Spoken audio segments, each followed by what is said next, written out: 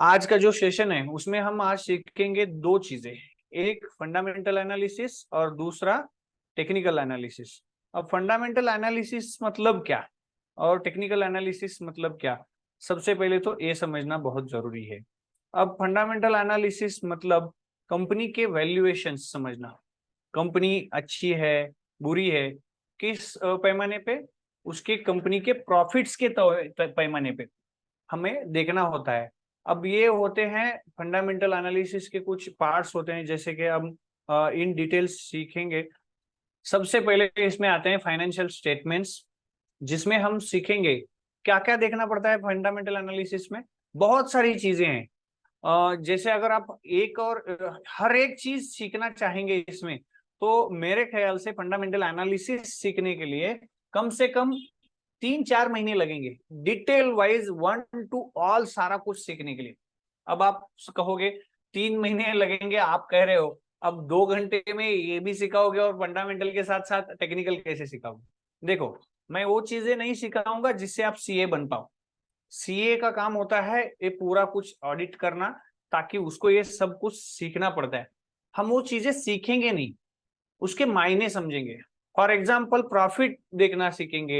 यहाँ पे क्या क्या देखेंगे हम, देखिए यहाँ पे बैलेंस शीट देखने के लिए एकदम शॉर्ट में, और जाके कंपनी का बैलेंस शीट डाउनलोड करके 400-400 पेज का बैलेंस शीट ओपन करके एक लाइन पढ़ेंगे तो हमें समझ में नहीं आएगा।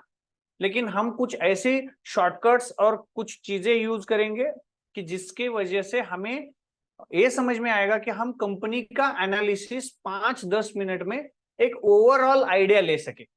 ऐसा नहीं है कि उससे आप 100% एक्यूरेट हो जाओगे, लेकिन ये मैं कह सकता हूं कि 5-10 मिनट अगर एक आध कंपनी का आप एनालिसिस करोगे, तो 5-10 मिनट में एक आइडिया आ जाएगा कि कंपनी सच में अच्छी है, या इसमें इन्वेस्ट करने के लिए भी टाइम है, या एक बहुत ओवर वैल्यूड हो गई है। ये चीजें आप एक अंदाजा बना सकते हैं 5-10 मिनट में एक कंपनी का। उसका मैं शॉर्टकट जो होते हैं, आजकल बहुत सारे वेबसाइट हैं, टूल्स हैं, उसको यूज करके हम ये चीजें सीखेंगे। ठीक है, इसमें बैलेंस शीट होगा, इनकम स्टेटमेंट होगा, कैश फ्लो देखेंगे। उसके बाद हमें रेवेन्यू ग्रोथ है क्या नहीं है, प्रॉफिटेबिलिटी है क्या नहीं है देखना है। ये असेट्स कितने हैं कंपनी के, लिक्विडिटी उनके पास कितनी पड़ी हुई है, डेट मतलब लोन उन्होंने कितना लेके रखा है, उनके कैपिटल स्ट्रक्चर्स कैसे हैं, उनके पास पैसा आ रहा है या नहीं आ रहा है। ये चीजें हम फाइनेंशियल स्टेटमेंट्स में देखेंगे। दूसरा होता है वैल्यूएशंस। वैल्यूएशंस किस चीज के, यहाँ पे कुछ रेशियोज होते हैं, जैसे कि पी रेशियो होता है, प्राइस टू अर्निंग क्या है, प्राइस टू सेल्स क्या है, बुक वैल्यू क्या है पर शेयर। मतलब ऐसे कुछ रेशियोज होते हैं, वो क्या होते हैं, कैसे होते हैं, हम इन डिटेल उनके जो टूल्स हम यूज करने वाले हैं वो भी दिखाऊंगा, और साथ ही साथ मैं उसको एक्सप्लेन करते जाऊंगा। क्या क्या सीखना है ये पहले मैं समझाने की कोशिश कर रहा हूँ। उसके बाद इंडस्ट्री एनालिसिस भी करना होता है। फॉर एग्जाम्पल कोई कंपनी है, फॉर एग्जाम्पल फार्मास्यूटिकल कंपनी है, तो खाली उस कंपनी का स्टडी कर दिया हमने तो भी नहीं चलता। उस इंडस्ट्री में क्या चल रहा है, इंडस्ट्री के और जो प्लेयर्स हैं, जो कि इसके कॉम्पिटिटर आप कह सकते हो, जिसको यहाँ पे फाइनेंशियल वर्ड में पीयर कंपनी कहा जाता है, मतलब सेम बिजनेस में होने काम करने वाली कंपनी, उन सभी का परफॉर्मेंस कैसा है कंपेयर टू दिस कंपनी। ये पेयर टू पेयर मैचिंग करके हमें देखना पड़ता है, उसको कहा जाता है इंडस्ट्री एनालिसिस। इसका मतलब क्या है, इंडस्ट्री में क्या चल रहा है और ये कंपनी क्या कर रही है, इंडस्ट्री के परफॉर्मेंस के साथ है, या इंडस्ट्री परफॉर्मेंस में आउट परफॉर्म कर रही है, या इंडस्ट्री के परफॉर्मेंस के पीछे चल रही है। ये हमें स्टडी करना होता है। उसके साथ मैनेजमेंट में कौन है, वो प्रॉपर उन्होंने सारे कुछ कंप्लाइंसेस कंप्लीट किया है नहीं किया है, उन पे कुछ केसेस हो रहे हैं, ये सारी चीजें हमें देखनी पड़ती हैं। ग्रोथ प्रोस्पेक्ट इनके क्या है, इनके पास कुछ आने वाले दिनों में कुछ उनके पास ऑर्डर्स हैं क्या, इन्हें ये लोग कोई नए प्रोजेक्ट्स पे काम कर रहे हैं क्या, ये सारा कुछ मतलब ग्रोथ प्रोस्पेक्ट उनके पास क्या क्या है, ये सारा कुछ हमें देखना पड़ता है फंडामेंटल एनालिसिस में। रिस्क मैनेजमेंट में क्या होता है, रिस्क मैनेजमेंट में उनके लोन्स कितने हैं, उनके डेट, उसको डेट कहा जाता है, जो डेट्स कितने हैं, उनके इंटरेस्ट वो कितना पे कर रहे हैं, प्रॉफिट जितना आ रहा है उसमें से कितना परसेंट वो इंटरेस्ट में जा रहा है, एक बार कई बार ऐसा भी होता है कि कंपनी बहुत बढ़िया प्रॉफिट कमा रही होती है, फॉर एग्जांपल 500 करोड़ का प्रॉफिट कमा रही है, लेकिन उस 500 करोड़ में से 400 करोड़ के आसपास इंटरेस्ट पे कर रही है। इसका मतलब क्या हो रहा है, नेट प्रॉफिट उनके पास बच ही रहा है खाली 100 करोड़। किसकी वजह से? लोन की वजह से। ऐसा लोन उन्होंने बहुत ले रखा है क्या? ये सारा कुछ रिस्क फैक्टर में भी आता है। डिविडेंड वो पे कर रहे हैं क्या, अगर प्रॉफिट में भी आ रहे हैं? कई कई बार ऐसा होता है, हर साल पिछले कई सालों से कंपनी प्रॉफिट में चल रही होती है, लेकिन वो डिविडेंड नहीं पे कर रहे हैं। तो अगर डिविडेंड नहीं पे कर रहे हैं तो वो पैसा क्या कर रहे हैं प्रॉफिट का, तो उसको हमें देखना जरूरी होता है। कई बार ऐसा होता है कि कंपनी के पास पैसा बच रहा है, फिर भी कंपनी डिविडेंड भी नहीं दे रही है और कंपनी शेयर्स बायबैक भी नहीं कर रही है। कंपनी शेयर बायबैक क्यों करती है? ताकि शेयर्स मार्केट से कुछ शेयर्स कम हो जाए, ताकि जो ऑलरेडी कंपनी ने परचेज किए हैं उनकी वैल्यू बढ़े।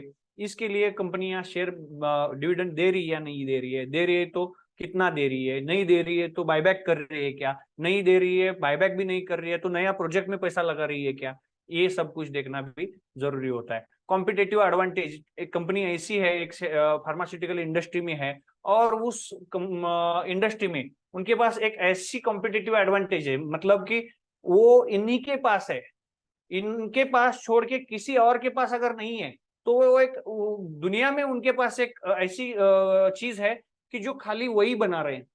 तो एक इससे कहते हैं कॉम्पिटिटिव एडवांटेज, ऐसा कुछ है क्या उनके पास? ये सारा कुछ देखना पड़ता है हमें एक फंडामेंटल एनालिसिस करते वक्त। अब ये हो गया फंडामेंटल। टेक्निकल एनालिसिस जो है बाद में देखेंगे, पहले ये कहाँ देखना है, ये कैसे देखना है, ये होता क्या है, ये समझने के लिए जो टूल्स यूज करते हैं हम लोग, उसे कहा जाता है वेबसाइट। ऐसे कुछ वेबसाइट्स हैं जिसको आप मेंशन करके रख सकते हो, जैसे कि ये 2 वेबसाइट मैं प्रिफर करता हूँ। बहुत सारे वेबसाइट्स आपको मिल जाएंगे मार्केट में कि जहां पे आप बहुत सारा मतलब डेटा एनालिसिस कर सकते हो, फंडामेंटल कंपनी का एनालिसिस कर सकते हो, बहुत सारी चीजें कर सकते हो। लेकिन मैं 2 वेबसाइट को बहुत ज्यादा यूज करता हूँ पर्सनली, तो वही मैं सजेस्ट करूंगा।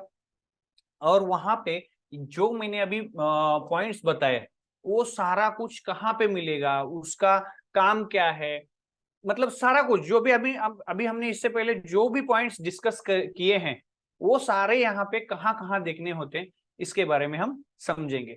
देखिए, ये पहली वेबसाइट है जिसको मैंने पिछले 2 दिन में भी यूज किया था, उसका नाम है screeners.in। आप चाहिए तो इसको नोट कर लीजिए। और दूसरी वेबसाइट है जिसका नाम है मनी कंट्रोल। अब screeners.in का वेबसाइट खाली है, इनका ऐप नहीं है, और मनी कंट्रोल का वेबसाइट भी है और ऐप भी है, मोबाइल एंड्रॉयड हो या आईओएस का ऐप भी है। आप इससे चाहिए तो मोबाइल पे भी यूज कर सकते हैं, ऐप पे भी। और अगर आप screeners.in यूज करना चाहते हो तो मोबाइल में क्रोम में भी इसको यूज कर सकते हो। अब सबसे पहले हम समझ लेते हैं screeners.in में आप क्या क्या देख सकते हो, आसानी से क्या क्या चीजें समझ में आती हैं, ये हमें screeners.in पहले देखेंगे। उसके बाद हम देखेंगे कि मनी कंट्रोल में हम क्या क्या देख सकते हैं।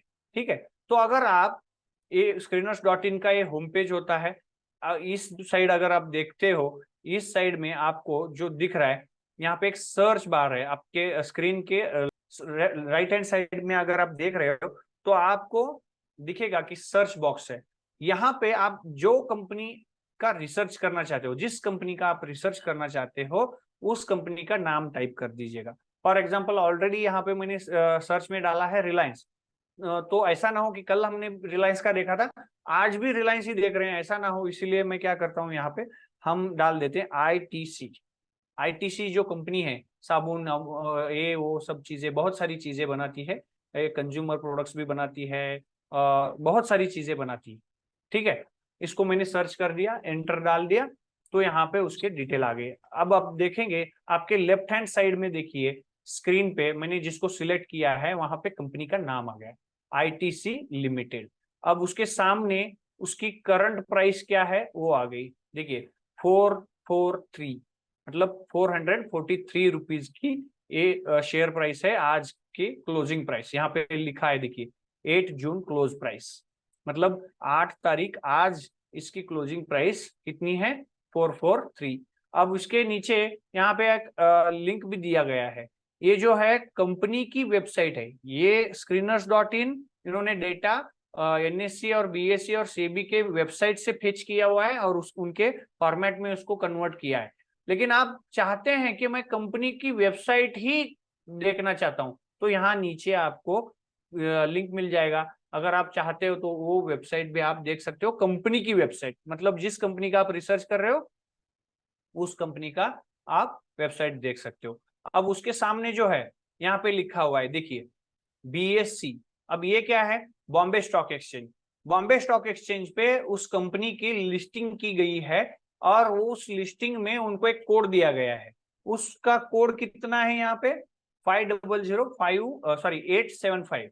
500875 ये बीएससी स्टॉक एक्सचेंज पे उनका कोड है। अब एनएससी पे कोड कौन सा होता है? वहां पे शॉर्ट नेम होते हैं। यहाँ पे उसका शॉर्ट नेम क्या है? आईटीसी। ठीक है। अब इसके नीचे अगर कॉलम ये जो ब्रैकेट दिखेगा आपको, सिलेक्शन मैंने जो किया है, ये सारी चीजें आप देख लो एक बार। यहाँ पे क्या है? फर्स्ट तो है मार्केट कैप।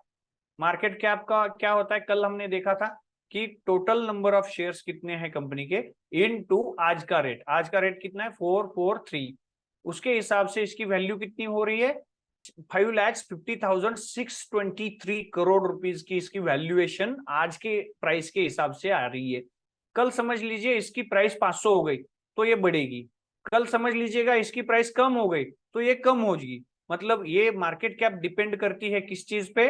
करंट प्राइस पे। अब नंबर ऑफ शेयर्स के हिसाब से इसकी कैलकुलेशन आएगी। ये मार्केट कैप हो गया। अब करंट प्राइस ऊपर भी है, यहाँ पे भी है। हाई लो। हाई लो मतलब आज अगर आप देखोगे दिन भर का, मैं इसके लिए क्या करता हूँ, एक और वेबसाइट है जिसको हम यूज करते हैं टेक्निकल के लिए, मैं उससे को ओपन कर लेता हूँ। वो वेबसाइट है ट्रेडिंग व्यू। देखिए यहाँ पे ये प्राइस जिस जिस तरह से मैंने 5 मिनट के प्राइस कैंडल लगाई है, मतलब मुझे हर 5 मिनट में जो भी प्राइस आ रही है उसके हिसाब से चाहिए। तो मैं यहाँ पे आईटीसी भी डाल रहा हूं ना, मतलब एक दिन का कैंडल करके देखेंगे तो ये देखिए, ये जो आ रहा है कैंडल लास्ट की कैंडल है, यहाँ पे आपको दिखेगा कि यहाँ पे देखिए, यहाँ पे मेरा जो कल्सर है अभी ऊपर ऊपर की जगह पे आप देखोगे, यहाँ पे मैं कल्सर इधर उधर कर रहा हूँ ताकि आपको समझ में आ जाए। यहाँ पे देखिए आप, देखिए अब लास्ट कैंडल पे मैंने मेरा कल्सर लेके आ गया, लेकिन जिस जगह पे मैं कल्सर इधर उधर कर रहा था आप वहां पे देखिए कि आपको दिखेगा। ठीक है। तो इसका आज का OHLC दिख रहा है आपको। ओ मतलब आज की ओपनिंग प्राइस, मतलब मार्केट जब शुरू हुआ सबसे पहले कितनी प्राइस आई थी? मॉर्निंग की पहली प्राइस जो आ गई वो 445 आ गई। हाई मतलब आज दिन भर सबसे हाईएस्ट प्राइस कौन सी आ गई? 445 ही थी। अब लोएस्ट प्राइस कितनी आ गई आज दिन भर में? 441। और आज की क्लोजिंग प्राइस कितनी है? 442.90, इसीलिए वहां पे 443 दिखा रहा है। ठीक है। तो ये चीजें यहाँ पे भी मेंशन की गई हैं कि हाई लो क्या होता है, आज के दिन भर में हाईएस्ट प्राइस कितनी आ गई और लोएस्ट प्राइस कितनी आ गई। अब यहाँ से इंपॉर्टेंट पार्ट आने शुरू होते हैं फंडामेंटल एनालिसिस के लिए। देखिए यहाँ पे क्या है? Stock P. पी मतलब क्या?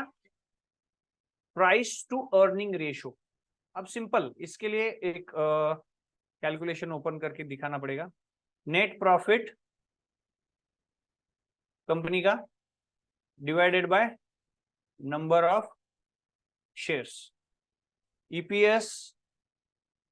नेट प्रॉफिट कंपनी का समझ लीजिए 10,000 है और कंपनी के 1,000 नंबर ऑफ शेयर्स हैं। तो एक शेयर्स के लिए कंपनी ने कितने कमाए हैं? 10 रुपए।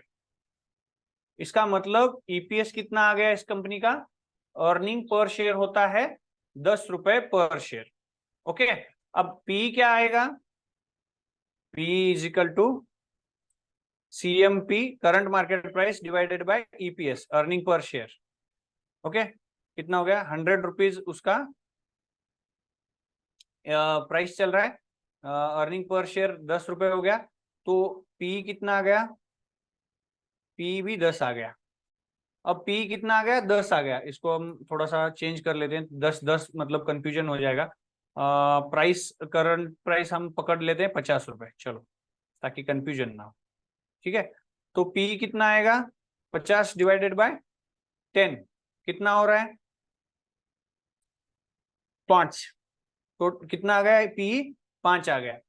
इसका मतलब पी इसका आ रहा है 5 और ईपीएस इसका आ रहा है 10।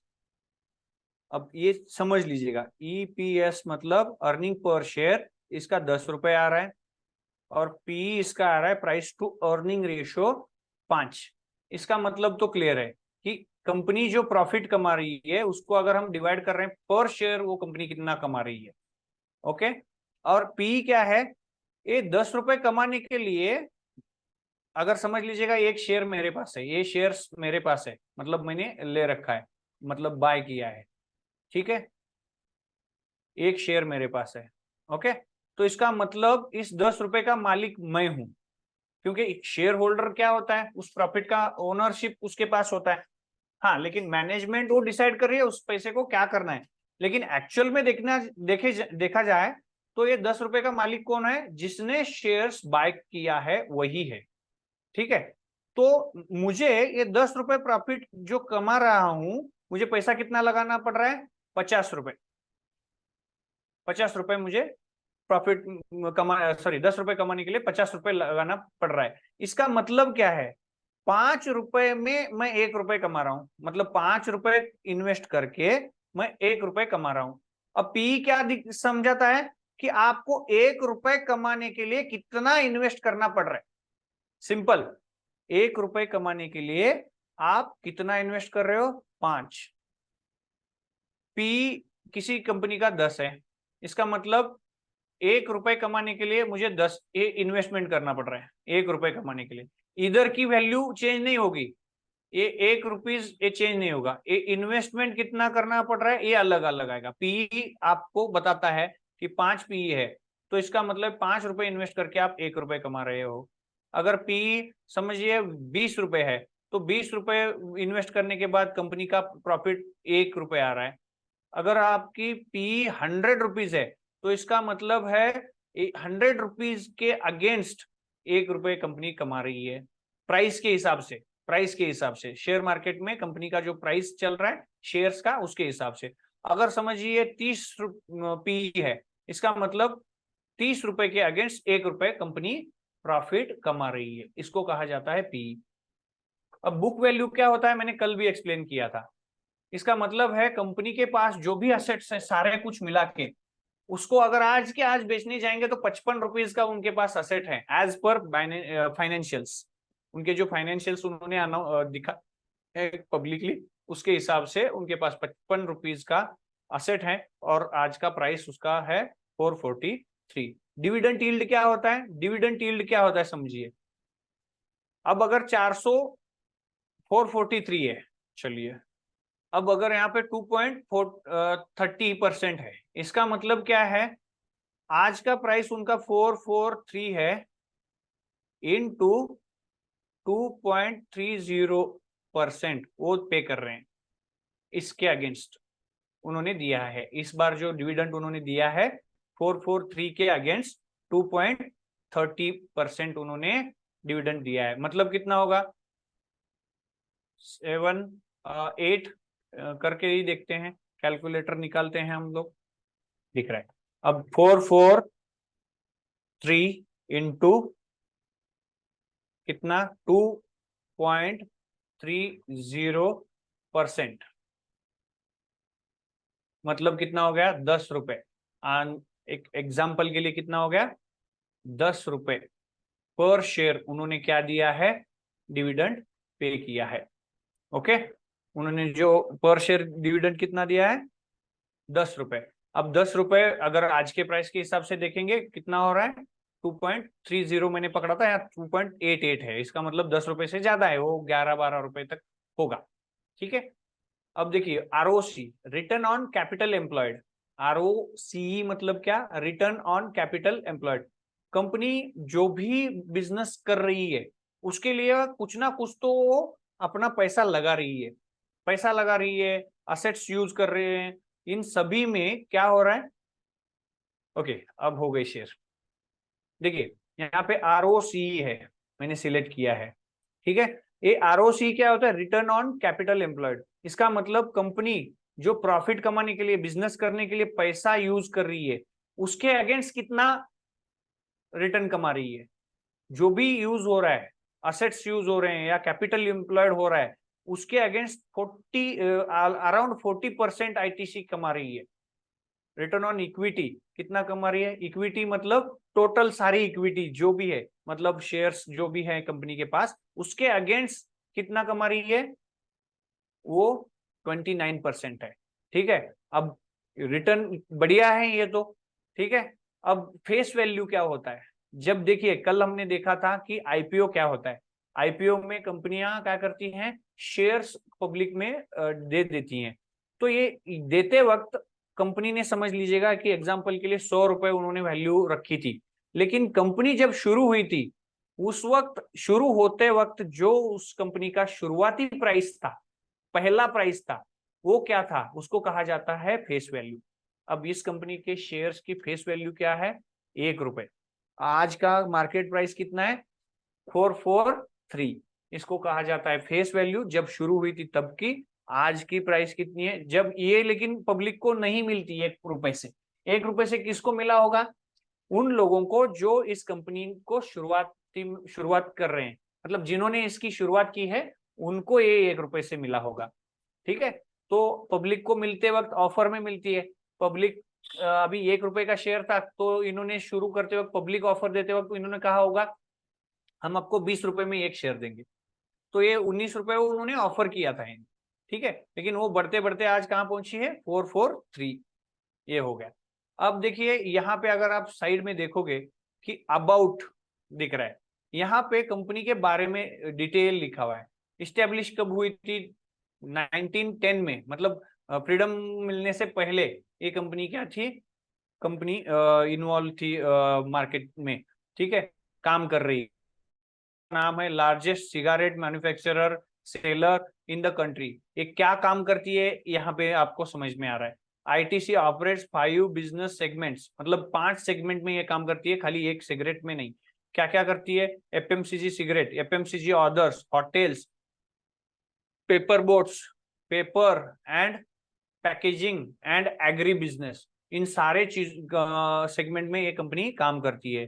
की पॉइंट्स अगर आप देखोगे, जियोग्राफिकल डिस्ट्रीब्यूशन क्या है, रीड मोर पे अगर जाओगे तो यहाँ पे आपको कंपनी के बारे में बहुत सारी डिटेल जानकारी मिल जाती है, जो कि आपको पता होना जरूरी है। आप यहाँ से वो पढ़ सकते हैं। ये चार्ट का जो है हम अगले सेशन में ले लेंगे, जहाँ पे टेक्निकल एनालिसिस है।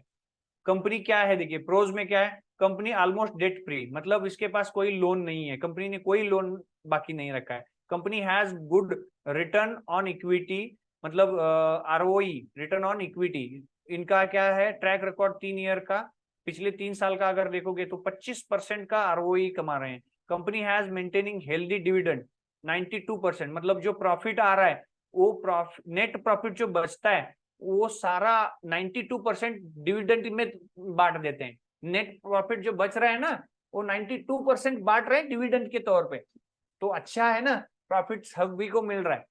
तो ये वहां पे मिलता है, आपको डिटेल चेक करने होते हैं। स्टॉक्स में क्या प्रॉब्लम्स क्या क्या है? Stocks trading 7.96 times book value. Book value मतलब हमने देखा था कि कंपनी की एक्चुअल वैल्यू कितनी है, उसके हिसाब से 8 गुना ज्यादा लोग प्राइस दे रहे हैं।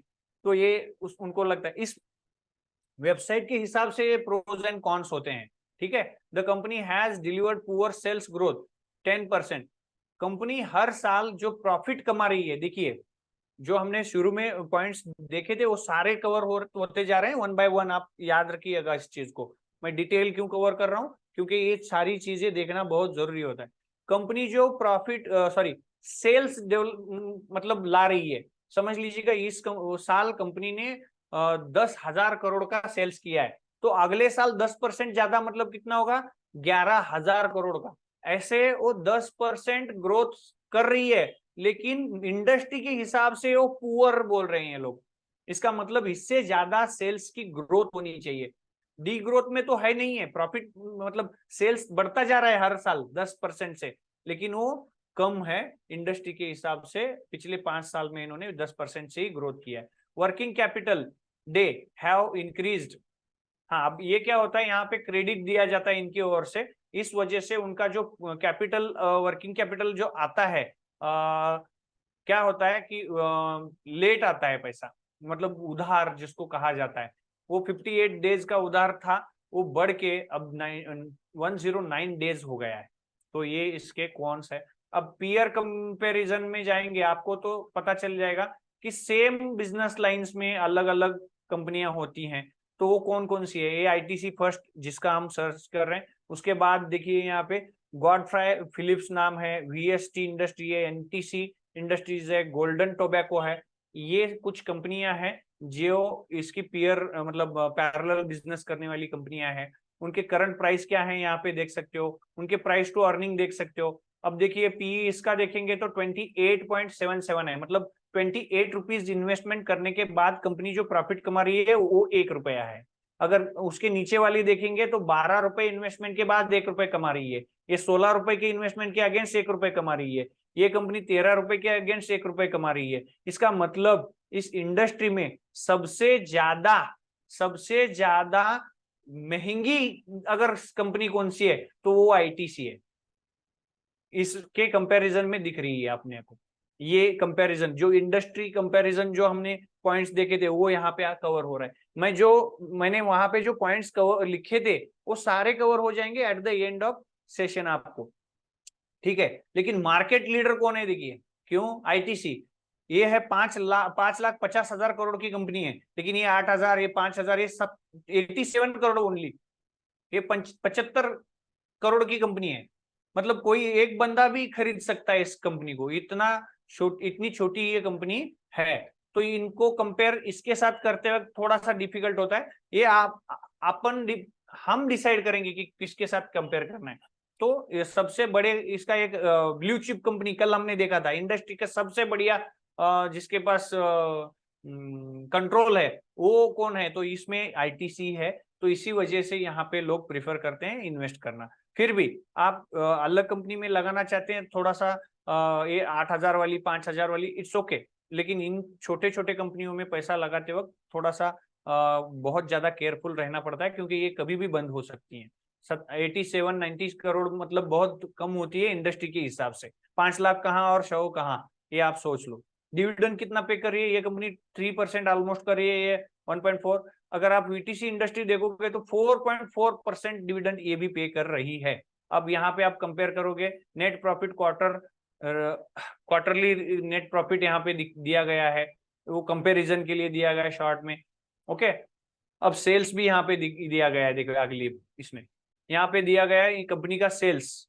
अब ये डिटेल देखना है तो नीचे जाना पड़ेगा, ये कंपेरिजन दिया गया है लास्ट क्वार्टर का, ठीक है। यहाँ पे सेल्स दिया गया है, उसके बाद आरओसी दिया गया है, return on capital employed her company का कंपेयर कर सकते हो आप। अगर नीचे आओगे क्वार्टरली रिजल्ट्स देख सकते हो, सेल्स, एक्सपेंसेस, ऑपरेटिंग प्रॉफिट कितना है, ओपीएम मतलब ऑपरेटिंग प्रॉफिट मार्जिन कितना है, इनकम कहाँ कहाँ से आ रही है, इस पे अगर क्लिक करोगे तो एक्सपोनेंशियल आइटम क्या है, अदर इनकम क्या है, इंटरेस्ट कितना पे कर रही है कंपनी, डेप्रीशिएशन उन्होंने कितना कंसिडर किया है, ये सब देखने के बाद टैक्स उन्होंने कितना पे किया है, और उसके बाद नेट प्रॉफिट उनका कितना है, ईपीएस अर्निंग पर शेयर इसके हिसाब से कितना हुआ, हर क्वार्टर में 3 रुपीज पर शेयर एक प्रॉफिट कमा रहे हैं, यहाँ पे 2 रुपए है, लास्ट क्वार्टर में देखोगे तो 4.16 है।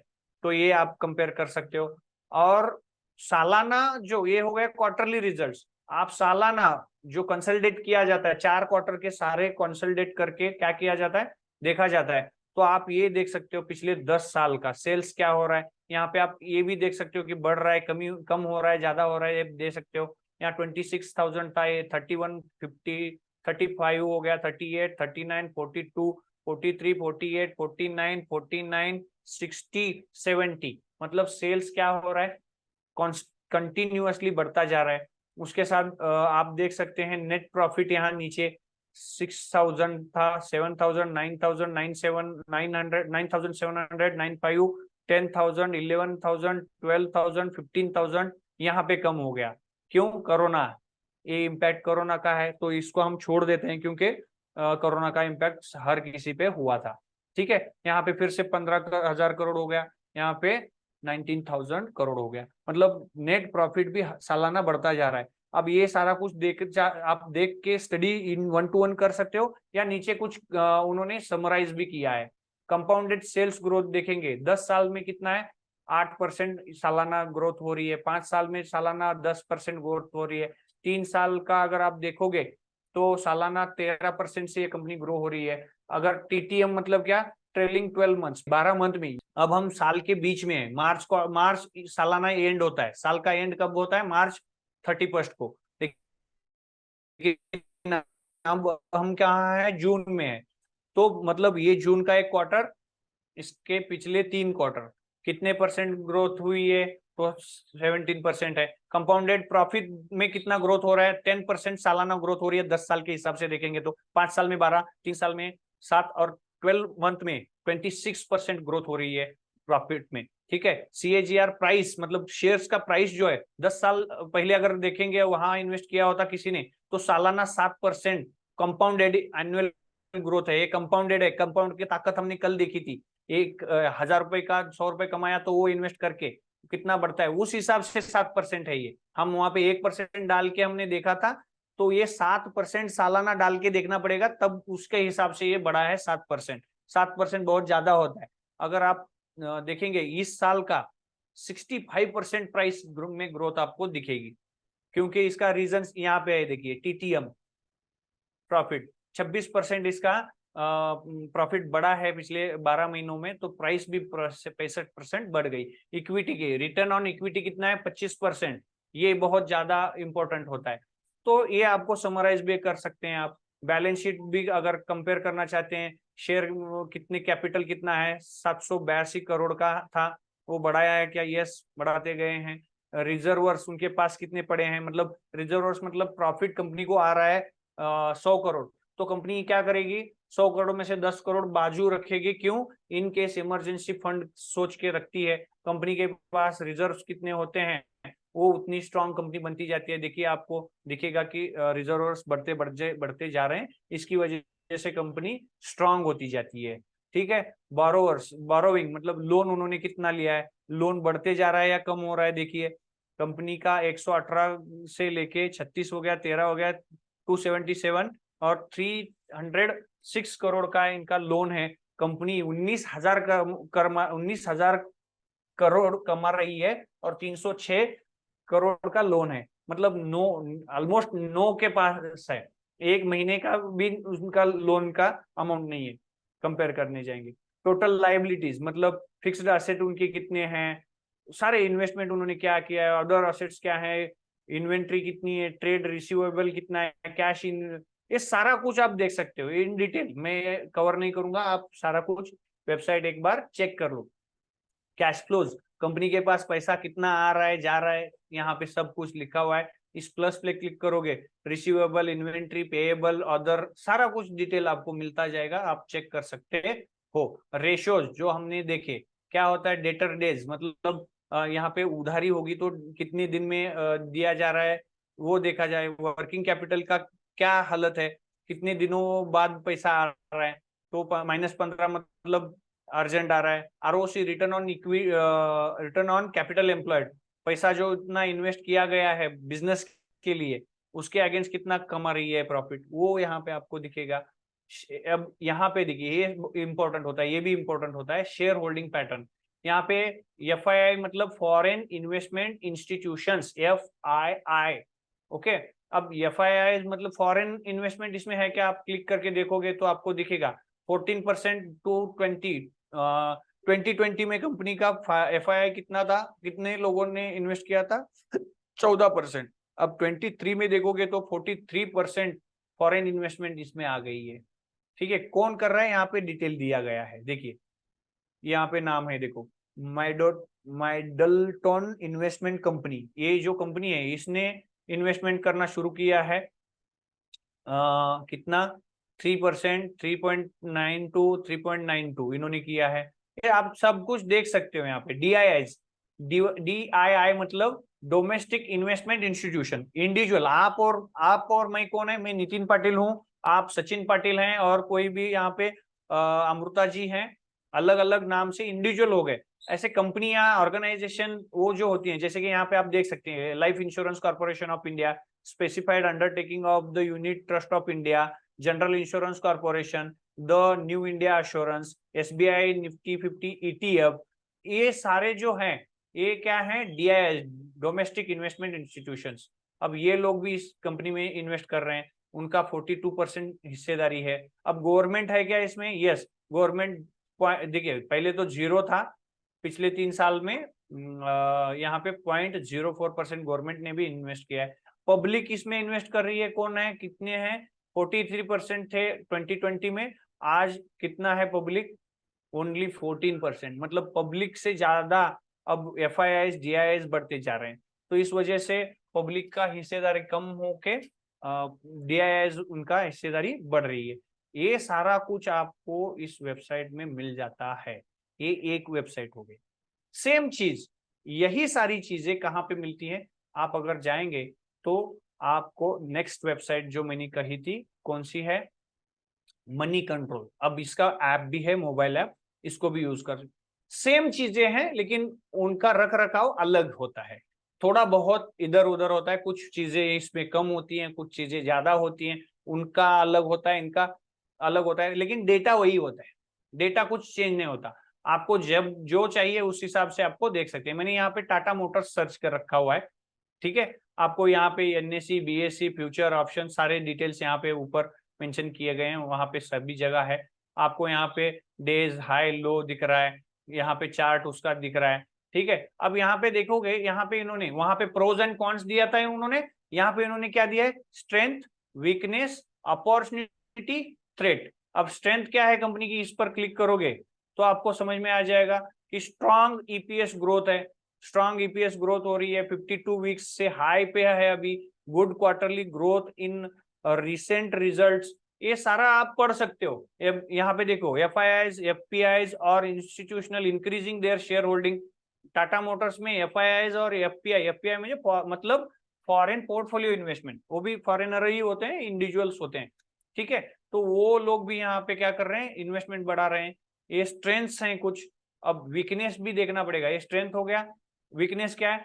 Company with debt, high debt, मतलब कंपनी ने बहुत ज्यादा लोन ले रखा है, वीकनेस में आ गया। देखो, decline in net cash flow, company not able to generate net cash, company के पास कैश की किल्लत आ रही है, कंपनी के पास कैश कम पड़ रहा है, रिक्वायरमेंट के हिसाब से कैश इसके पास जनरेट नहीं हो पा रहा है, ठीक है। अपॉर्चुनिटी में देखोगे कि क्या अपॉर्चुनिटी है इसमें, अगर कंपनी को broker upgrade recommendation target price and past 3 months, मतलब जो ब्रोकर होते हैं वो भी कुछ रिकमेंडेशन देते हैं कंपनी में, पैसा लगाओ ना लगाओ, कितना लगाएंगे तो कहां तक जा सकता है।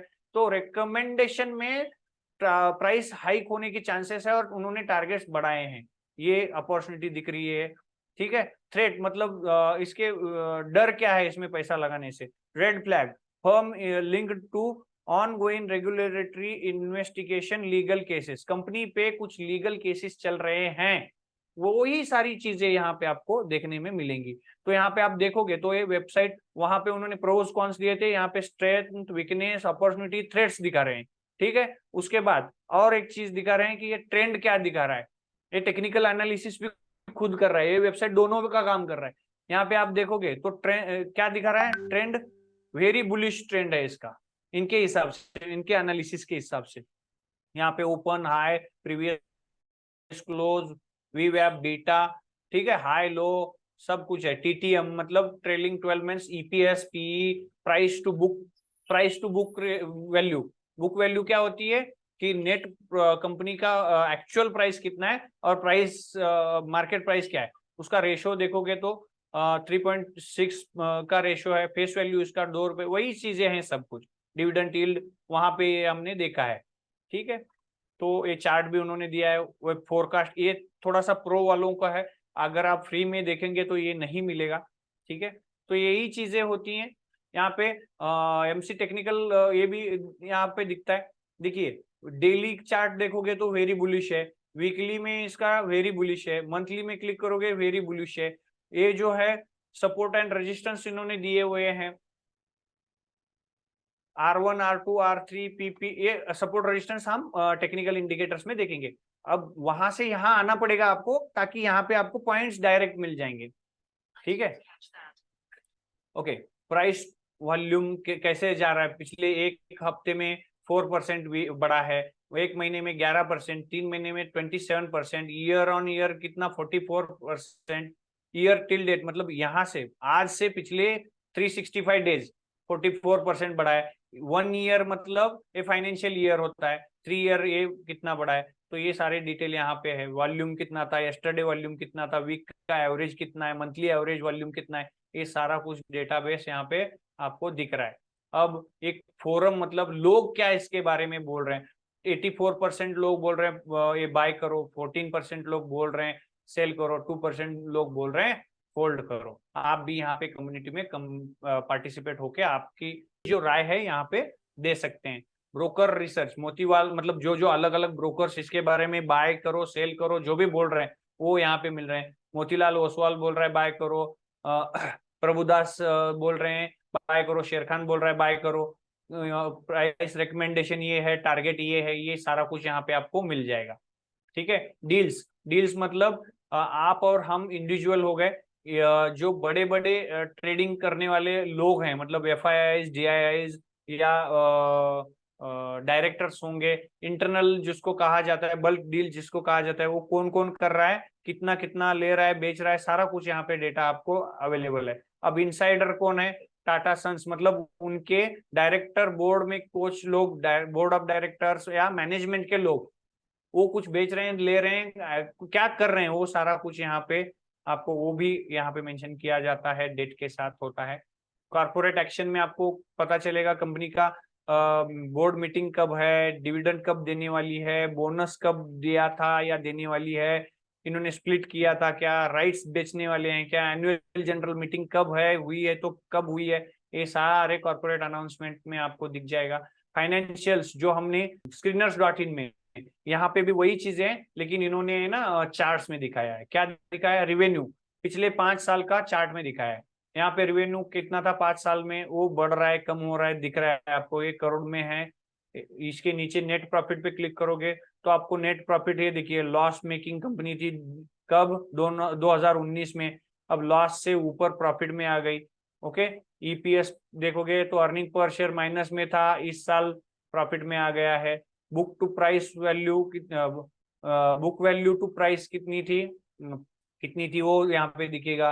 रिटर्न ऑन इक्विटी कितना है वो यहाँ पे, जी जो चीज डेट टू इक्विटी मतलब लोन कितना लिया है, यहाँ पे देखो ऊपर है ना थ्रेट में दिखाया था कि लोन बहुत ज्यादा है, मतलब यहाँ देखो 2019 में 1 रुपए के अगेंस्ट इन्होंने 1 रुपए 51 पैसा लोन लेके रखा था। यहाँ पे क्या हुआ है, पिछले साल तो 3 रुपए लेके रखा है लोन, अब यहाँ पे देखोगे तो क्या है, थोड़ा कम हुआ है। तो ये चीजें आपको यहाँ पे दिखती है। शेयर होल्डिंग में आप जाओगे तो कंपनी में प्रमोटर कितना, मतलब प्रमोटर मालिक लोग हैं, डायरेक्टर हैं, उन्होंने कितना ले होल्डिंग रखा है, FIIs का होल्डिंग कितना है, ये थोड़ा वहां पे जो डेटा आपको पढ़ना पड़ रहा था, यहाँ पे थोड़ा उसको क्या कहते हैं ग्राफिक्स में दिया गया है।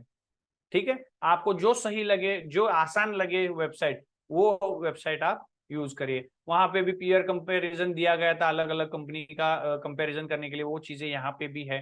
कंपनी के डिटेल्स या यहाँ पे देखिए, रजिस्टर ऑफिस कहाँ है, उसका सारा pin code, mobile number, website, email ID, registrar कौन है, मैनेजमेंट में कौन कौन है, उनके नाम और उनके पोस्ट क्या है, ये कंपनी कौन कौन से इंडेक्स में है, सारा कुछ डिटेल यहाँ पे आपको मिल जाता है एक कंपनी का। ये सारा स्टडी करना पड़ता है। देखिए, कुछ चीजें वहां पे बढ़िया है, कुछ चीजें यहाँ पे बढ़िया है। आपको जहां आसान लगे, जो आसान लगे, उसको यूज करके वो सारा कुछ देखना पड़ेगा आपको। किस तरह से देखोगे, क्या करोगे, ये अब क्या देखना है, कितना देखना है, इसको है ना हम क्या करते हैं, जो लाइव सेशंस होते हैं उस वक्त एक आध कंपनी का हम रिसर्च करेंगे। मतलब क्या कि हर हफ्ते एक कंपनी का फंडामेंटल एनालिसिस करके रिसर्च जो हमें लगता है हमारे हिसाब से वो आपको समझाए, तो उस हिसाब से करते जाएंगे ताकि आपको वन बाय वन जो हमने अभी स्टडी करने की कोशिश की उसको इम्प्लीमेंट कैसे करना है वो अभी हम समझ सकते हैं। तो पहले तो आप कोशिश करिए इन दोनों वेबसाइट को यूज करने की, ताकि आपको कुछ समझ में आ जाए, आपको कुछ अंदाजा आना शुरू हो जाए।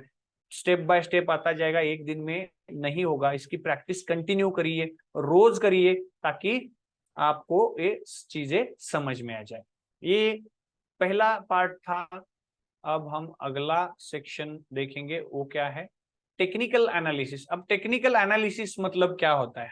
टेक्निकल एनालिसिस मतलब यहाँ पे प्राइस का चार्ट देखेंगे हम लोग, अलग अलग दिन का, घंटे का, मिनट का चार्ट बन सकता है। उसके बनने हुए चार्ट्स को हम रीड कैसे करें, उसके अगेंस्ट हम अपना अंदाजा आने वाले फोरकास्ट में क्या हो सकता है उसका अंदाजा कैसे लगाएं, ये चार्ट से हो सकता है। ट्रेंड एनालिसिस मतलब हम अगर चार्ट देख रहे हैं तो हमें उसका प्राइस बढ़ने वाला दिख रहा है, मतलब तो हम कहेंगे उसको अप ट्रेंड में है, या नीचे जाने वाला दिख रहा है इस चार्ट देखने के बाद तो हम उसको कहेंगे डाउन ट्रेंड है। देख रहे हैं तो एक जैसे कुछ थोड़ा ऊपर थोड़ा नीचे, थोड़ा ऊपर नीचे होते होते एक जैसे जा रहा है तो उसको कहेंगे हम साइडवेज ट्रेंड। ये सारा कुछ हम चार्ट पे लाइव भी देखेंगे। क्या क्या देखना है वो मैं पॉइंट्स खाली कवर कर रहा हूँ, ताकि हम एक्चुअल चार्ट में जाएंगे तो ये सारा कुछ हम देख सके। सपोर्ट और रेजिस्टेंस मतलब क्या होता है कि समझ लीजिएगा एक कंपनी का शेयर की प्राइस है 100 रुपए, और ये बढ़ रही है बढ़ रही है, ऐसा बढ़ते बढ़ते यहाँ पे गई 150 तक शेयर प्राइस चली गई, और यहाँ से कंपनी की शेयर प्राइस नीचे आ गई नीचे आ गई, अब यहाँ से 130 पर आ गई, और यहाँ से ऊपर जा रही है 150 जा रही है, पीछे आ रही है, मतलब ये 150 फिर से गई नीचे आ गई, यहाँ पे 130 पे आ गया, और यहाँ से ऊपर चला गया 170। ठीक है, तो देखिए यहाँ पे क्या हुआ, प्राइस यहाँ से शुरू हो गई और बढ़ते एक सर्टन लेवल पे चली गई, जहां पे लोगों ने इसको बेचना शुरू कर दिया। मतलब लोगों को यहां तक जब जा रही थी प्राइस तो लगा कि ये स्ट्रांग है, मतलब ये और लेनी चाहिए ऐसा लग रहा था। लेकिन 150 आने के बाद लोगों को क्या लगना शुरू हो गया, अब ये बहुत महंगी हो गई। लोगों को लगने लगा कि ये शेयर महंगा लगने लगा। 100 से 150 जा रहा था, तब तक लोगों को लगा कि ठीक है बाय कर सकते हैं, खरीद सकते हैं। लेकिन 150 आने के बाद लोगों ने यहाँ पे बेचना शुरू कर दिया होगा, तभी प्राइस नीचे आ गया।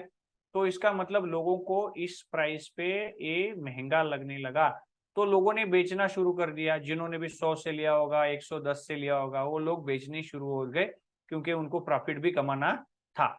ठीक है, तो अब ये बेचते बेचते लोगों ने इसको नीचे तक लेके आ गए। अब 130 आ गया और इसके नीचे नहीं गया।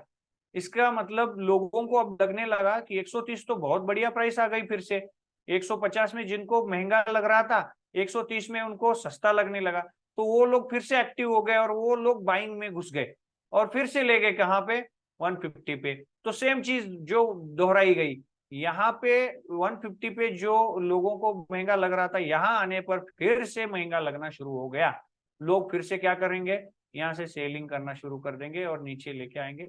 130 पे प्राइस आ गई, फिर से वही चीज हो गई। 130 पे लोगों को फिर से सस्ता लगने लगा, लेकिन इस बार 170 जाने तक लोगों ने खरीदा।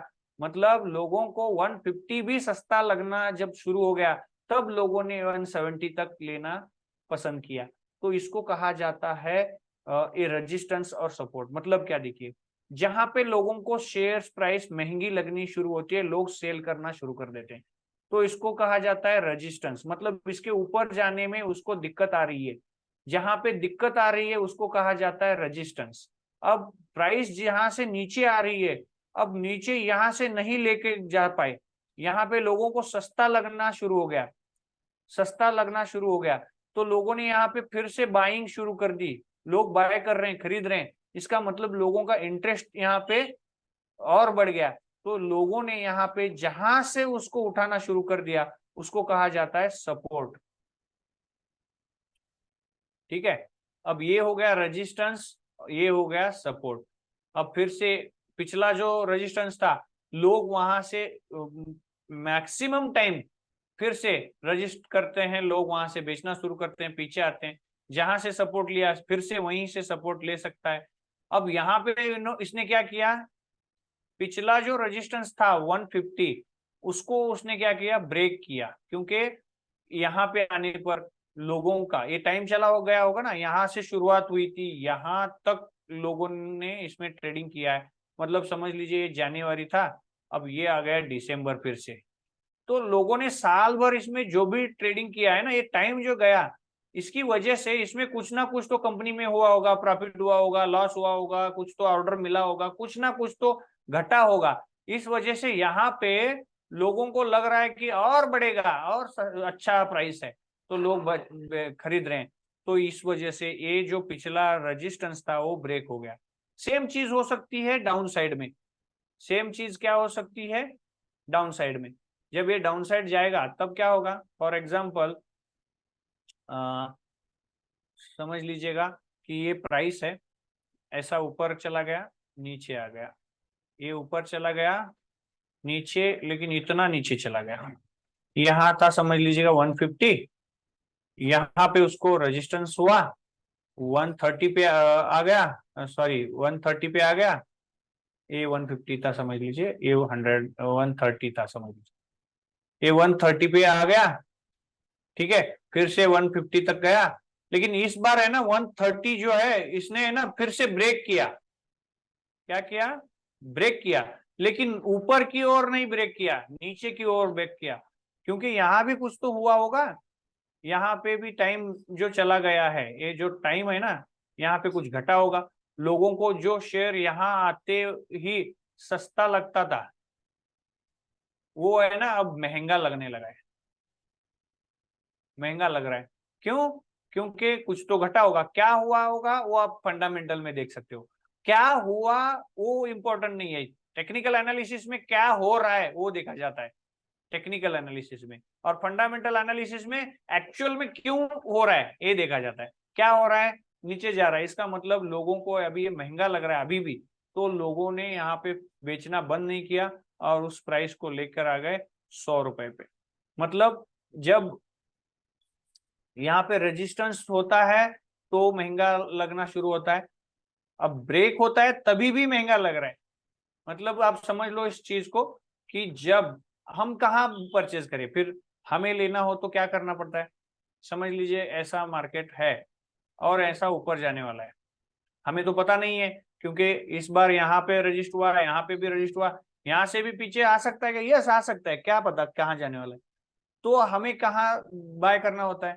समझ लीजिएगा मैं 100 रुपए से 130 रुपए में इसको रजिस्टर हो रहा है, यहाँ से 100 से फिर से ऊपर गया, अब यहाँ से 130 उसने क्रॉस किया, मतलब ब्रेक किया, ब्रेक किया मतलब लोगों को यहाँ पे अभी भी सस्ता लग रहा है, तो हमें अगर लेना होगा ना तो यहाँ पे लेंगे, हम यहाँ पे क्या करेंगे, बाय करेंगे।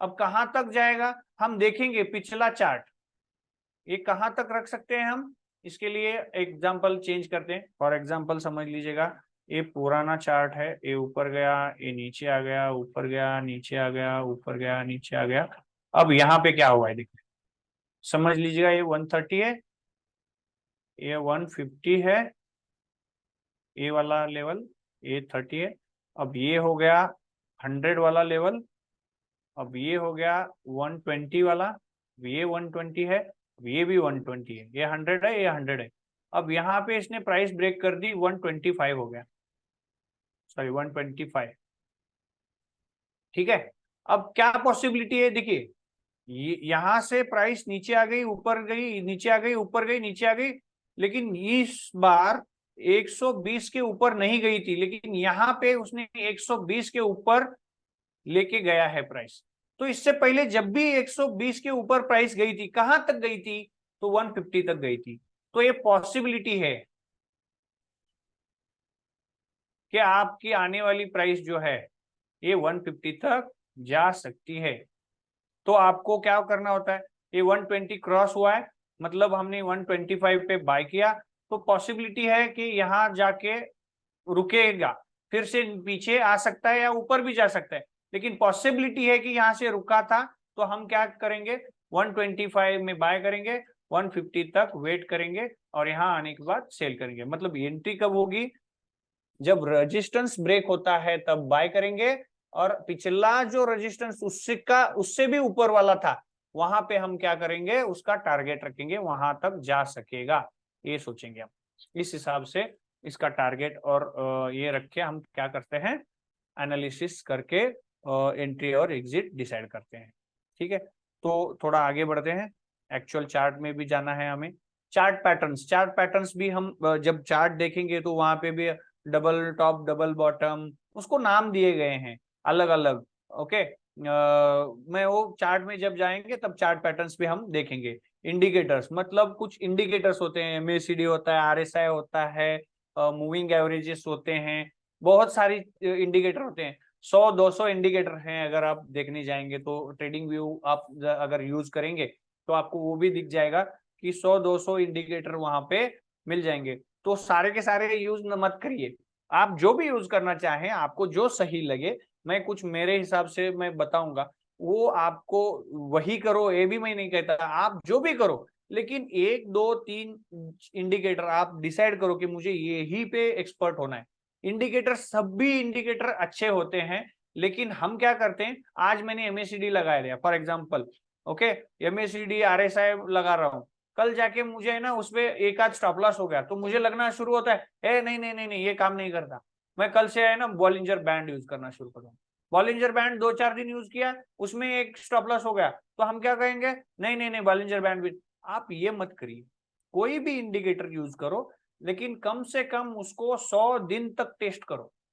100 दिन में आप एवरेज निकालोगे, 100 दिन का, भाई मैंने इतना ट्रेड लिया, इतना मेरा फायदा हुआ, इतने जगह मेरा नुकसान हुआ, ओवरऑल मैं प्रॉफिट में हूं या नहीं हूं, अगर ओवरऑल हूं तो, और ओवरऑल प्रॉफिट में हूं तो और 100 दिन उसको कंटिन्यू करो, थोड़ा सा इन्वेस्टमेंट बढ़ा के। तो इस हिसाब से उसको टेस्ट करना होता है। इसका मतलब क्या है, इंडिकेटर कोई भी यूज करो, इंपॉर्टेंट वो नहीं है, इंपॉर्टेंट है आप उसमें एक्सपर्ट हो जाओ। ठीक है, तो कुछ मेरे हिसाब से इंडिकेटर्स यूज करने होते हैं, उसको मैं टेस्ट करके भी आपको दिखा दूंगा। वॉल्यूम मतलब लोग कितने हैं, हर दिन इसमें कितने लोग खरीद रहे हैं बेच रहे हैं, उनकी संख्या कितनी है, उसको कहा जाता है वॉल्यूम, वो भी देखना होता है। टाइम फ्रेम मतलब आप चार्ट देखते वक्त 5 मिनट का चार्ट लगा रहे हो, 10 मिनट का चार्ट लगा रहे हो, एक दिन का लगा रहे हो, महीने का लगा रहे हो, हफ्ते का लगा रहे हो, वो डिसाइड करना होता है, वो कैसे करना होता है, कहाँ करना होता है, मैं चार्ट में आपको दिखा दूंगा। रिस्क मैनेजमेंट, स्टॉप लॉस लगाना कहाँ पे है, कैसे लगाना है, जैसे वो भी थोड़ा सा चार्ट से हम सीखेंगे। बैक टेस्टिंग मतलब मैं अगर कोई सिस्टम मेरी खुद की डेवलप कर रहा हूँ, फॉर एग्जांपल मैं क्या कर रहा हूँ, मैंने डिसाइड किया कि मैंने मूविंग एवरेज यूज करना है, मूविंग एवरेज यूज करना है, तो क्या कर रहा हूं मैं, उसको है ना टेस्ट कर रहा हूँ। आज से पहले 1 साल जा रहा हूँ पीछे, 1 साल जाके चार्ट को पीछे ले जाके वहां से टेस्ट करते आ रहा हूँ कि मैंने जो डिसाइड किया है वो वर्क करता है कि नहीं करता है। ठीक है, उसको कहा जाता है बैक टेस्टिंग। वो भी हम एक किसी चीज का, एक आध चीज का हम करके देखेंगे। मार्केट साइकोलॉजी, मार्केट में साइकोलॉजी में आपको चार्ट देके कुछ साइकोलॉजी भी समझ में आती है थोड़ा बहुत, वो भी हम आज कवर करेंगे। अब 1 बाय 1 हम देखेंगे। चलिए तो एक लाइव चार्ट में जाते हैं ताकि आपको जो मैंने सब कुछ एक्सप्लेन किया वो चीजें समझ में आ जाए। एक कैंडल होती क्या है, पहले तो इसको मैं एक चार्ट ड्रॉ करके दिखा देता हूँ। एक कैंडल बनते कैसे हैं समझ लीजिएगा, एक ऐसा बॉक्स होता है, ठीक है, ये बॉडी है, इसको हम ग्रीन या रेड में होती है, ठीक है, ये ग्रीन समझ लीजिए, ये रेड है, ठीक है। अब एक और बॉडी बनाते हैं हम जिसका कलर हम लगते हैं ग्रीन, ओके, ठीक है, ये हो गया ग्रीन, ये ग्रीन वाली कैंडल है समझ लीजिए।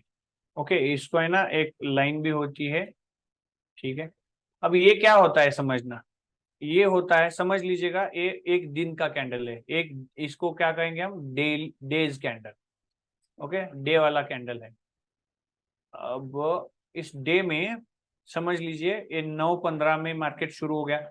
ओपन कब होता है मार्केट, 9:15, ओके। अब उस वक्त मार्केट की प्राइस आ गई 200 रुपए, पहला ट्रेड मार्केट में, सबसे पहला ट्रेड जो हुआ 200 रुपए से हुआ। अब मार्केट बढ़ते बढ़ते चला गया, कहाँ तक गया, 225 तक गया, और नीचे चला गया वहां से कहाँ तक, 190 तक गया, और मार्केट बंद हो गया 3:30 बजे। कितने, 3:30 बजे।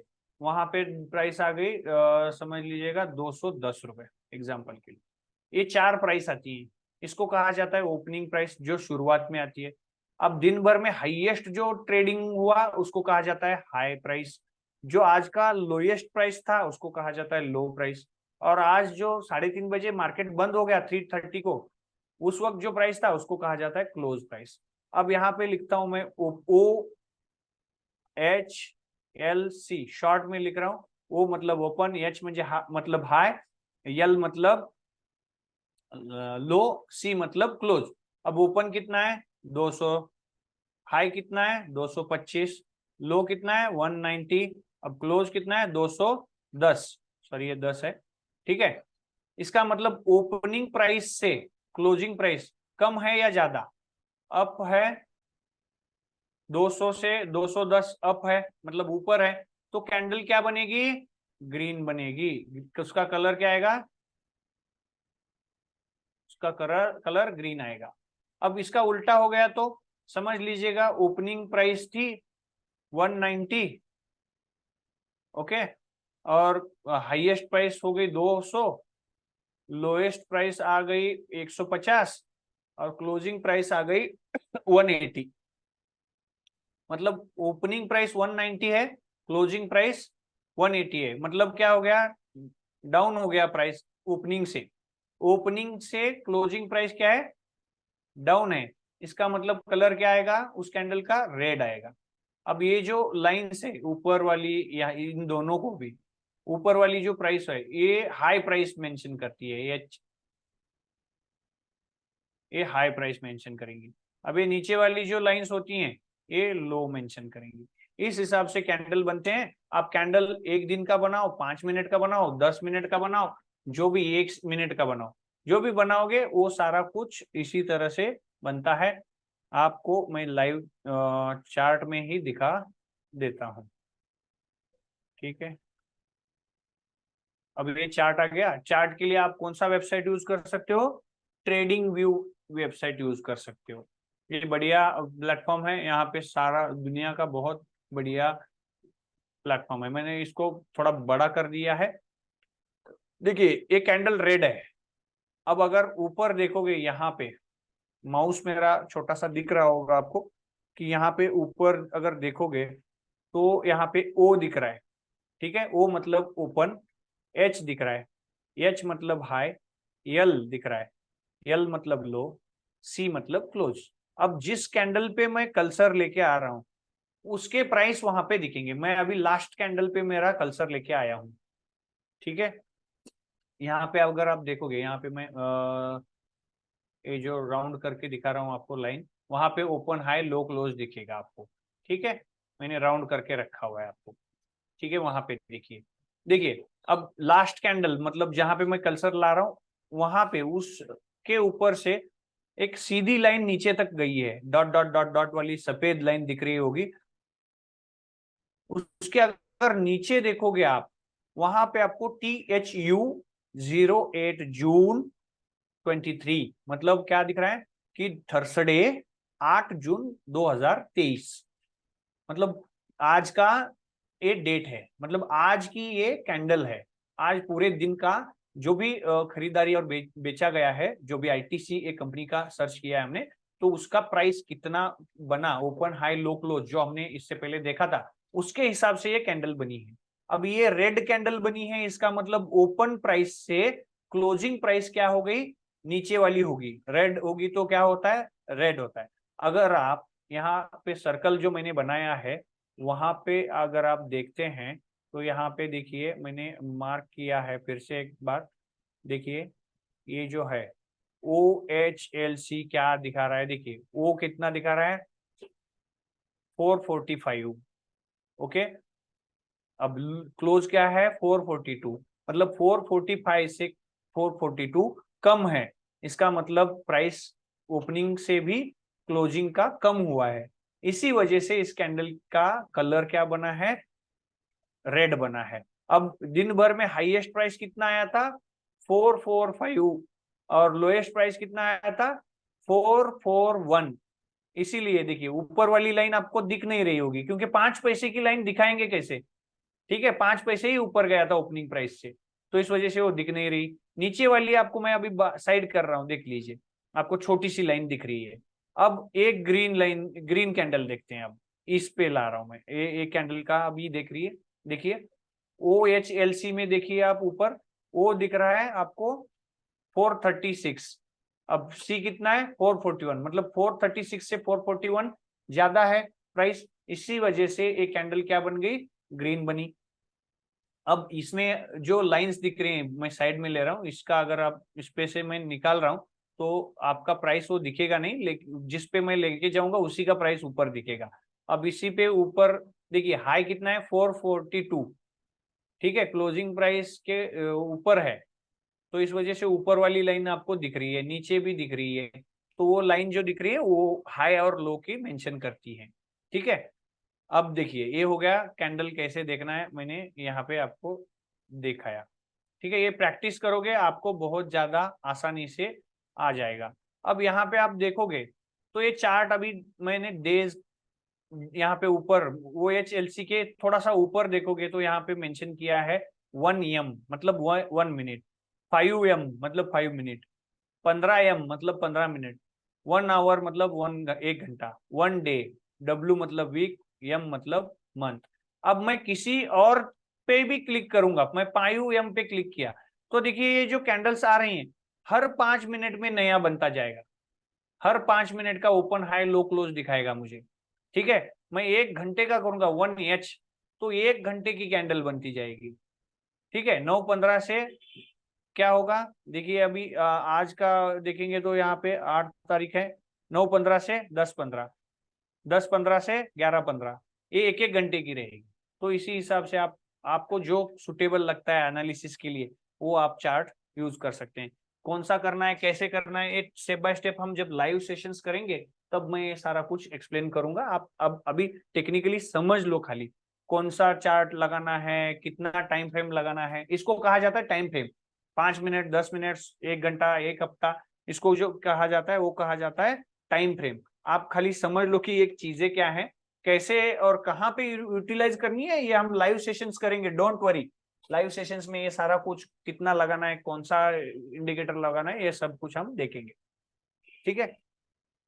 अब देखिए आगे वाला क्या है, यहाँ पे आपको वॉल्यूम का कैंडल भी दिख रहा है, ये नीचे अगर आप देखोगे तो ये वॉल्यूम है। वॉल्यूम मतलब क्या, कितने ट्रेडिंग हुए हैं, कितने शेयर्स की वॉल्यूम खरीदारी और बेचा गया है, कितना खरीदा और बेचा गया है। अब ये वॉल्यूम कहाँ दिख रहा है, ये ओ, यहाँ पे मैं राउंड करता हूँ आपको वो दिखेगा, हाइलाइटर दिखा देता हूँ मैं, ये देखिए मैंने इसको राउंड कर दिया है, रेड में दिख रहा होगा आपको शायद, ठीक है।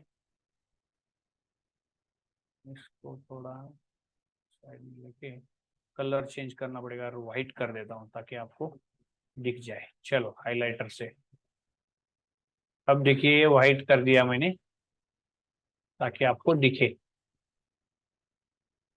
ठीक है।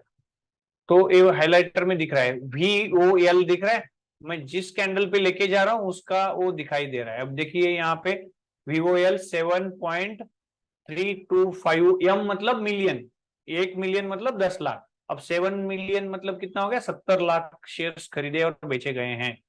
तारीख क्या है 3 मई 2023, उससे अब यहाँ पे लाता हूँ, देखिए 27 मार्च को कितने 10 मिलियन मतलब 1 करोड़ शेयर्स खरीदे और बेचे गए हैं, यहाँ पे ये वॉल्यूम दिखेगा।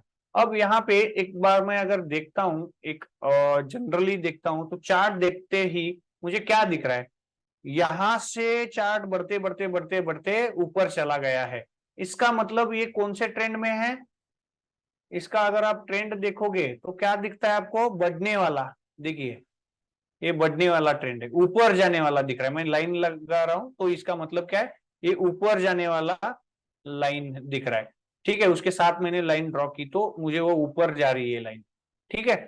तो ये होता है अप ट्रेंड वाला शेयर्स। अब इसका अपोजिट क्या होगा, इसका अपोजिट होगा डाउन ट्रेंड। उसका भी एक एग्जांपल इसको पीछे ले जाके देखते हैं हम लोग, ठीक है। इसको पीछे ले जाना है, देखिए नीचे जब आया था उस हिसाब से हम देखेंगे। अब देखिए यहाँ पे अगर आप देखते हैं इस चार्ट को, यहाँ पे देखिए यहाँ से प्राइस किधर जा रही है, मैंने लाइन उसके प्राइस के साथ ड्रॉ कर दी, तो ये लाइन कहाँ जा रही है, नीचे जा रही है ये लाइन, ठीक है। इसका मतलब ये शेयर्स का ट्रेंड क्या है, डाउन ट्रेंड, इसे कहा जाता है डाउन ट्रेंड, ठीक है। अब इसके साथ में साइडवेज भी आपको दिखा देता हूँ, चलिए साइडवेज देखिए, यहाँ पे अगर आप देखोगे, मैं यहाँ पे भी लाइन ड्रॉ कर रहा हूँ, नीचे भी कर रहा हूँ, क्या है, ना ऊपर जा रहा है प्राइस ना नीचे जा रहा है, एक सडन एक फिक्स्ड रेंज में, मतलब यहाँ से ऊपर जाता है नीचे आता है, ऊपर जाता है नीचे आता है, ऊपर नीचे होते होते यहाँ से ऊपर चला गया, ठीक है। लेकिन यहाँ से यहाँ तक, मतलब यहाँ से यहाँ तक एक सर्टन रेंज में ही क्या हो रहा है, उसका ट्रेडिंग हो रहा है, ऊपर नीचे ऊपर नीचे। अब ये जो एरिया है इसको कहा जाता है कंसल्टेटिंग, या इसको कहा जाता है साइडवेज, इसी हिसाब से इसको हम समझ सकते हैं। तो ये है साइडवेज ट्रेंड, ठीक है। इसके बाद अब आप सपोर्ट्स एंड रेजिस्टेंस भी देख सकते हैं, जहां से पीछे जा रही है लाइन, मतलब प्राइस, देखिए ये हो गया रेजिस्टेंस, ये भी रेजिस्टेंस है, ये रेजिस्टेंस है, इसको कहा जाएगा सपोर्ट, इसको कहा जाएगा सपोर्ट, इसको कहा जाएगा सपोर्ट। अब देखिए क्या होता है, बाय कहाँ करना होता है, मैंने कहा था कि पिछले रेजिस्टेंस अगर ब्रेक कर रही है प्राइस, मतलब यहाँ पे जो एक लाइन अगर पूरी मैं लगाता हूँ, तो यहाँ पे प्राइस क्या हो गया था, रजिस्ट हुआ था पिछले 2 बार और नीचे आ गया था। इस बार क्या हुआ, उसको उसने ब्रेक कर दिया, तो टारगेट क्या हो सकता है, वहां ब्रेक कर रहा है तो ये लाइन हम सीधा लगाएंगे, तो ये टारगेट हो सकता है, यहाँ पे प्राइस जा सकती है। अगर उसके ऊपर ले जाना है तो ये प्राइस हो सकती है।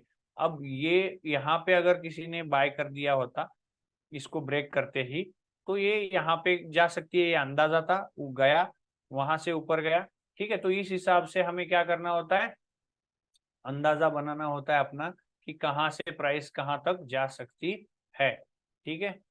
तो इसको कहा जाता है रेजिस्टेंस और सपोर्ट। ये हो गया रेजिस्टेंस और सपोर्ट। आप यहाँ भी देख सकते हैं, रेजिस्टेंस के लिए हम लाइन डाल देंगे, चलो लाइन भी हम हॉरिजॉन्टल लाइन, यहाँ पे आप हॉरिजॉन्टल लाइन भी डाल सकते हैं, मतलब यहाँ पे चार्ट में एक व्यवस्था है कि आप लाइंस ड्रॉ कर सकते हो सीधा। यहाँ पे मैंने समझ लीजिएगा, ये यहाँ पे मुझे लाइन क्रिएट करनी है, तो यहाँ पे जाइएगा, यहाँ पे आपको ऑप्शन आ जाएंगे ट्रेंड लाइन, एरो वगैरह वगैरह, यहाँ पे हॉरिजॉन्टल लाइन सिलेक्ट करिए। अब ये जो रेजिस्टेंस बना था, यहाँ से पीछे गई थी प्राइस, यहाँ पे मैंने लाइन लगा दी। अब नीचे फिर से लगानी है, तो नीचे भी मैंने सिलेक्ट किया हॉरिजॉन्टल लाइन और यहाँ पे क्लिक कर दिया, ये लाइन बन गई। इस वजह से क्या हो गया, तो यहाँ पे आज का मार्केट था, मैंने यहाँ से पीछे मार्केट जा रहा है, तो यहाँ पे मैंने लाइन लगा दी, तो ये रेजिस्टेंस कब ब्रेक हो गया, तो इस दिन हो गया, तो यहाँ से ऊपर चला जा सकता है मार्केट। तो ये कहाँ तक जा सकता है, देखिए इससे पहले यहाँ उसने रजिस्टर किया था, इस लेवल पे कहाँ था मार्केट, यहाँ पे था, देखिए, हाँ यहाँ पे रजिस्टर करके ऊपर चला गया था यहाँ तक, ये जो रेजिस्टेंस था ये ब्रेक करके यहाँ तक चला गया था। तो मैं अभी ऊपर के लेवल यहाँ पे मैंने लगा दिए, ठीक है। तो अभी मैं देख रहा हूँ क्या होगा, तो ये ब्रेक कर रहा है, तो मुझे लग रहा है कि यहाँ तक जाएगा, तो देखिएगा आपको, सॉरी यहाँ पे है वो ऊपर वाला नहीं, यहाँ पे, यहाँ से यहाँ जाएगा लग रहा है।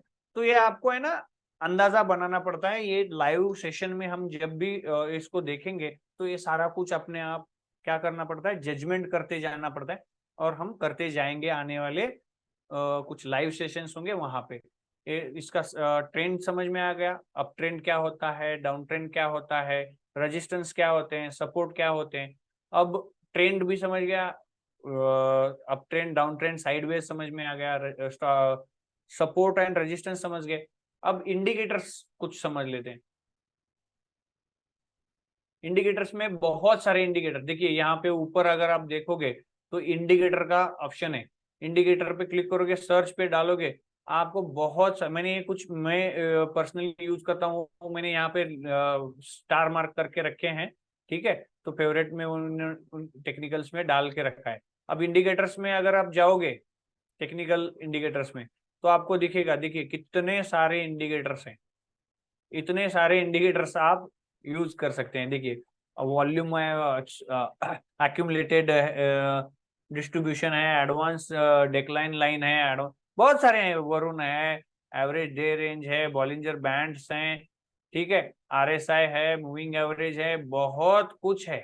ये सारा कुछ पढ़ाई करते बैठेंगे तो लगेगा कि क्या क्या सीखूं और क्या क्या छोड़ूं। तो एक कुछ बेसिक्स हम समझ लेते हैं, मतलब इंडिकेटर, जिसमें आप फेवरेट्स में मैंने कुछ यूज किए हैं। ये जो पहला है मूविंग एवरेज यूज करते हैं हम लोग।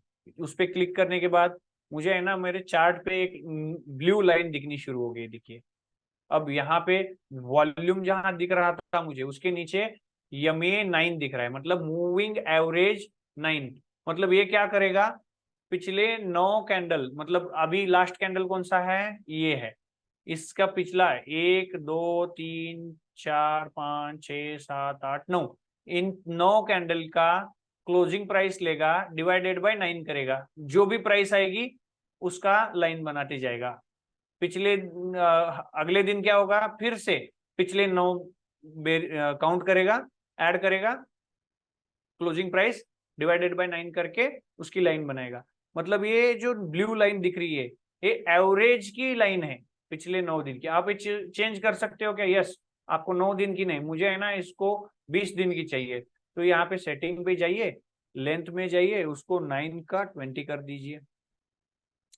ओके, 20 करने के बाद चेंज हो गई, देखिए वो उसके साथ जा रही थी, थोड़ा नीचे आ गई। ये 20 का यूज कर सकते हो। नहीं, मुझे 50 डेज का चाहिए, तो आप 50 डेज का भी यूज कर सकते हैं। ओके कर दीजिए नीचे, तो 50 डेज का मूविंग एवरेज आएगा, देखिए चेंज हो गया, ठीक है।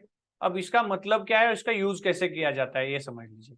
कौन कौन से मूविंग एवरेज यूज किए जाते हैं जनरली, तो 50 डेज मूविंग एवरेज भी यूज किया जाता है, 20 डेज भी यूज किया जाता है, 100 डेज भी किया जाता है, 200 डेज भी किया जाता है। ये 4 मूविंग एवरेज सबसे ज्यादा यूज किए जाते हैं। अब ये 50 20 100 क्यों होता है, 20 डेज इसीलिए यूज किया जाता है क्योंकि एवरेजली एक मंथ में 20 डेज का ट्रेडिंग सेशन होता है। इसीलिए एक महीना, एक मंथ का एवरेज लाइन बने, मंथली एवरेज लाइन बने, इसीलिए क्या किया जाता है 20 का 50। ये 3 महीने के लिए 50 यूज किया जाता है, 6 महीने के लिए 100 किया जाता है, और 200 सालाना एवरेज लाइन बने, इसीलिए 200 भी यूज किया जाता है। तो आप इसको यूज करने के लिए याद रखिए 20 50 100 200।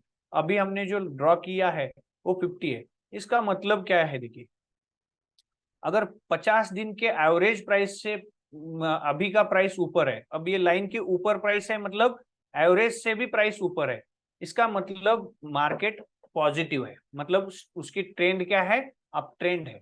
अब अगर इसके नीचे आएगी तो हमें देखना पड़ेगा कहाँ पे आई थी, नीचे ले जाते हैं हम थोड़ा।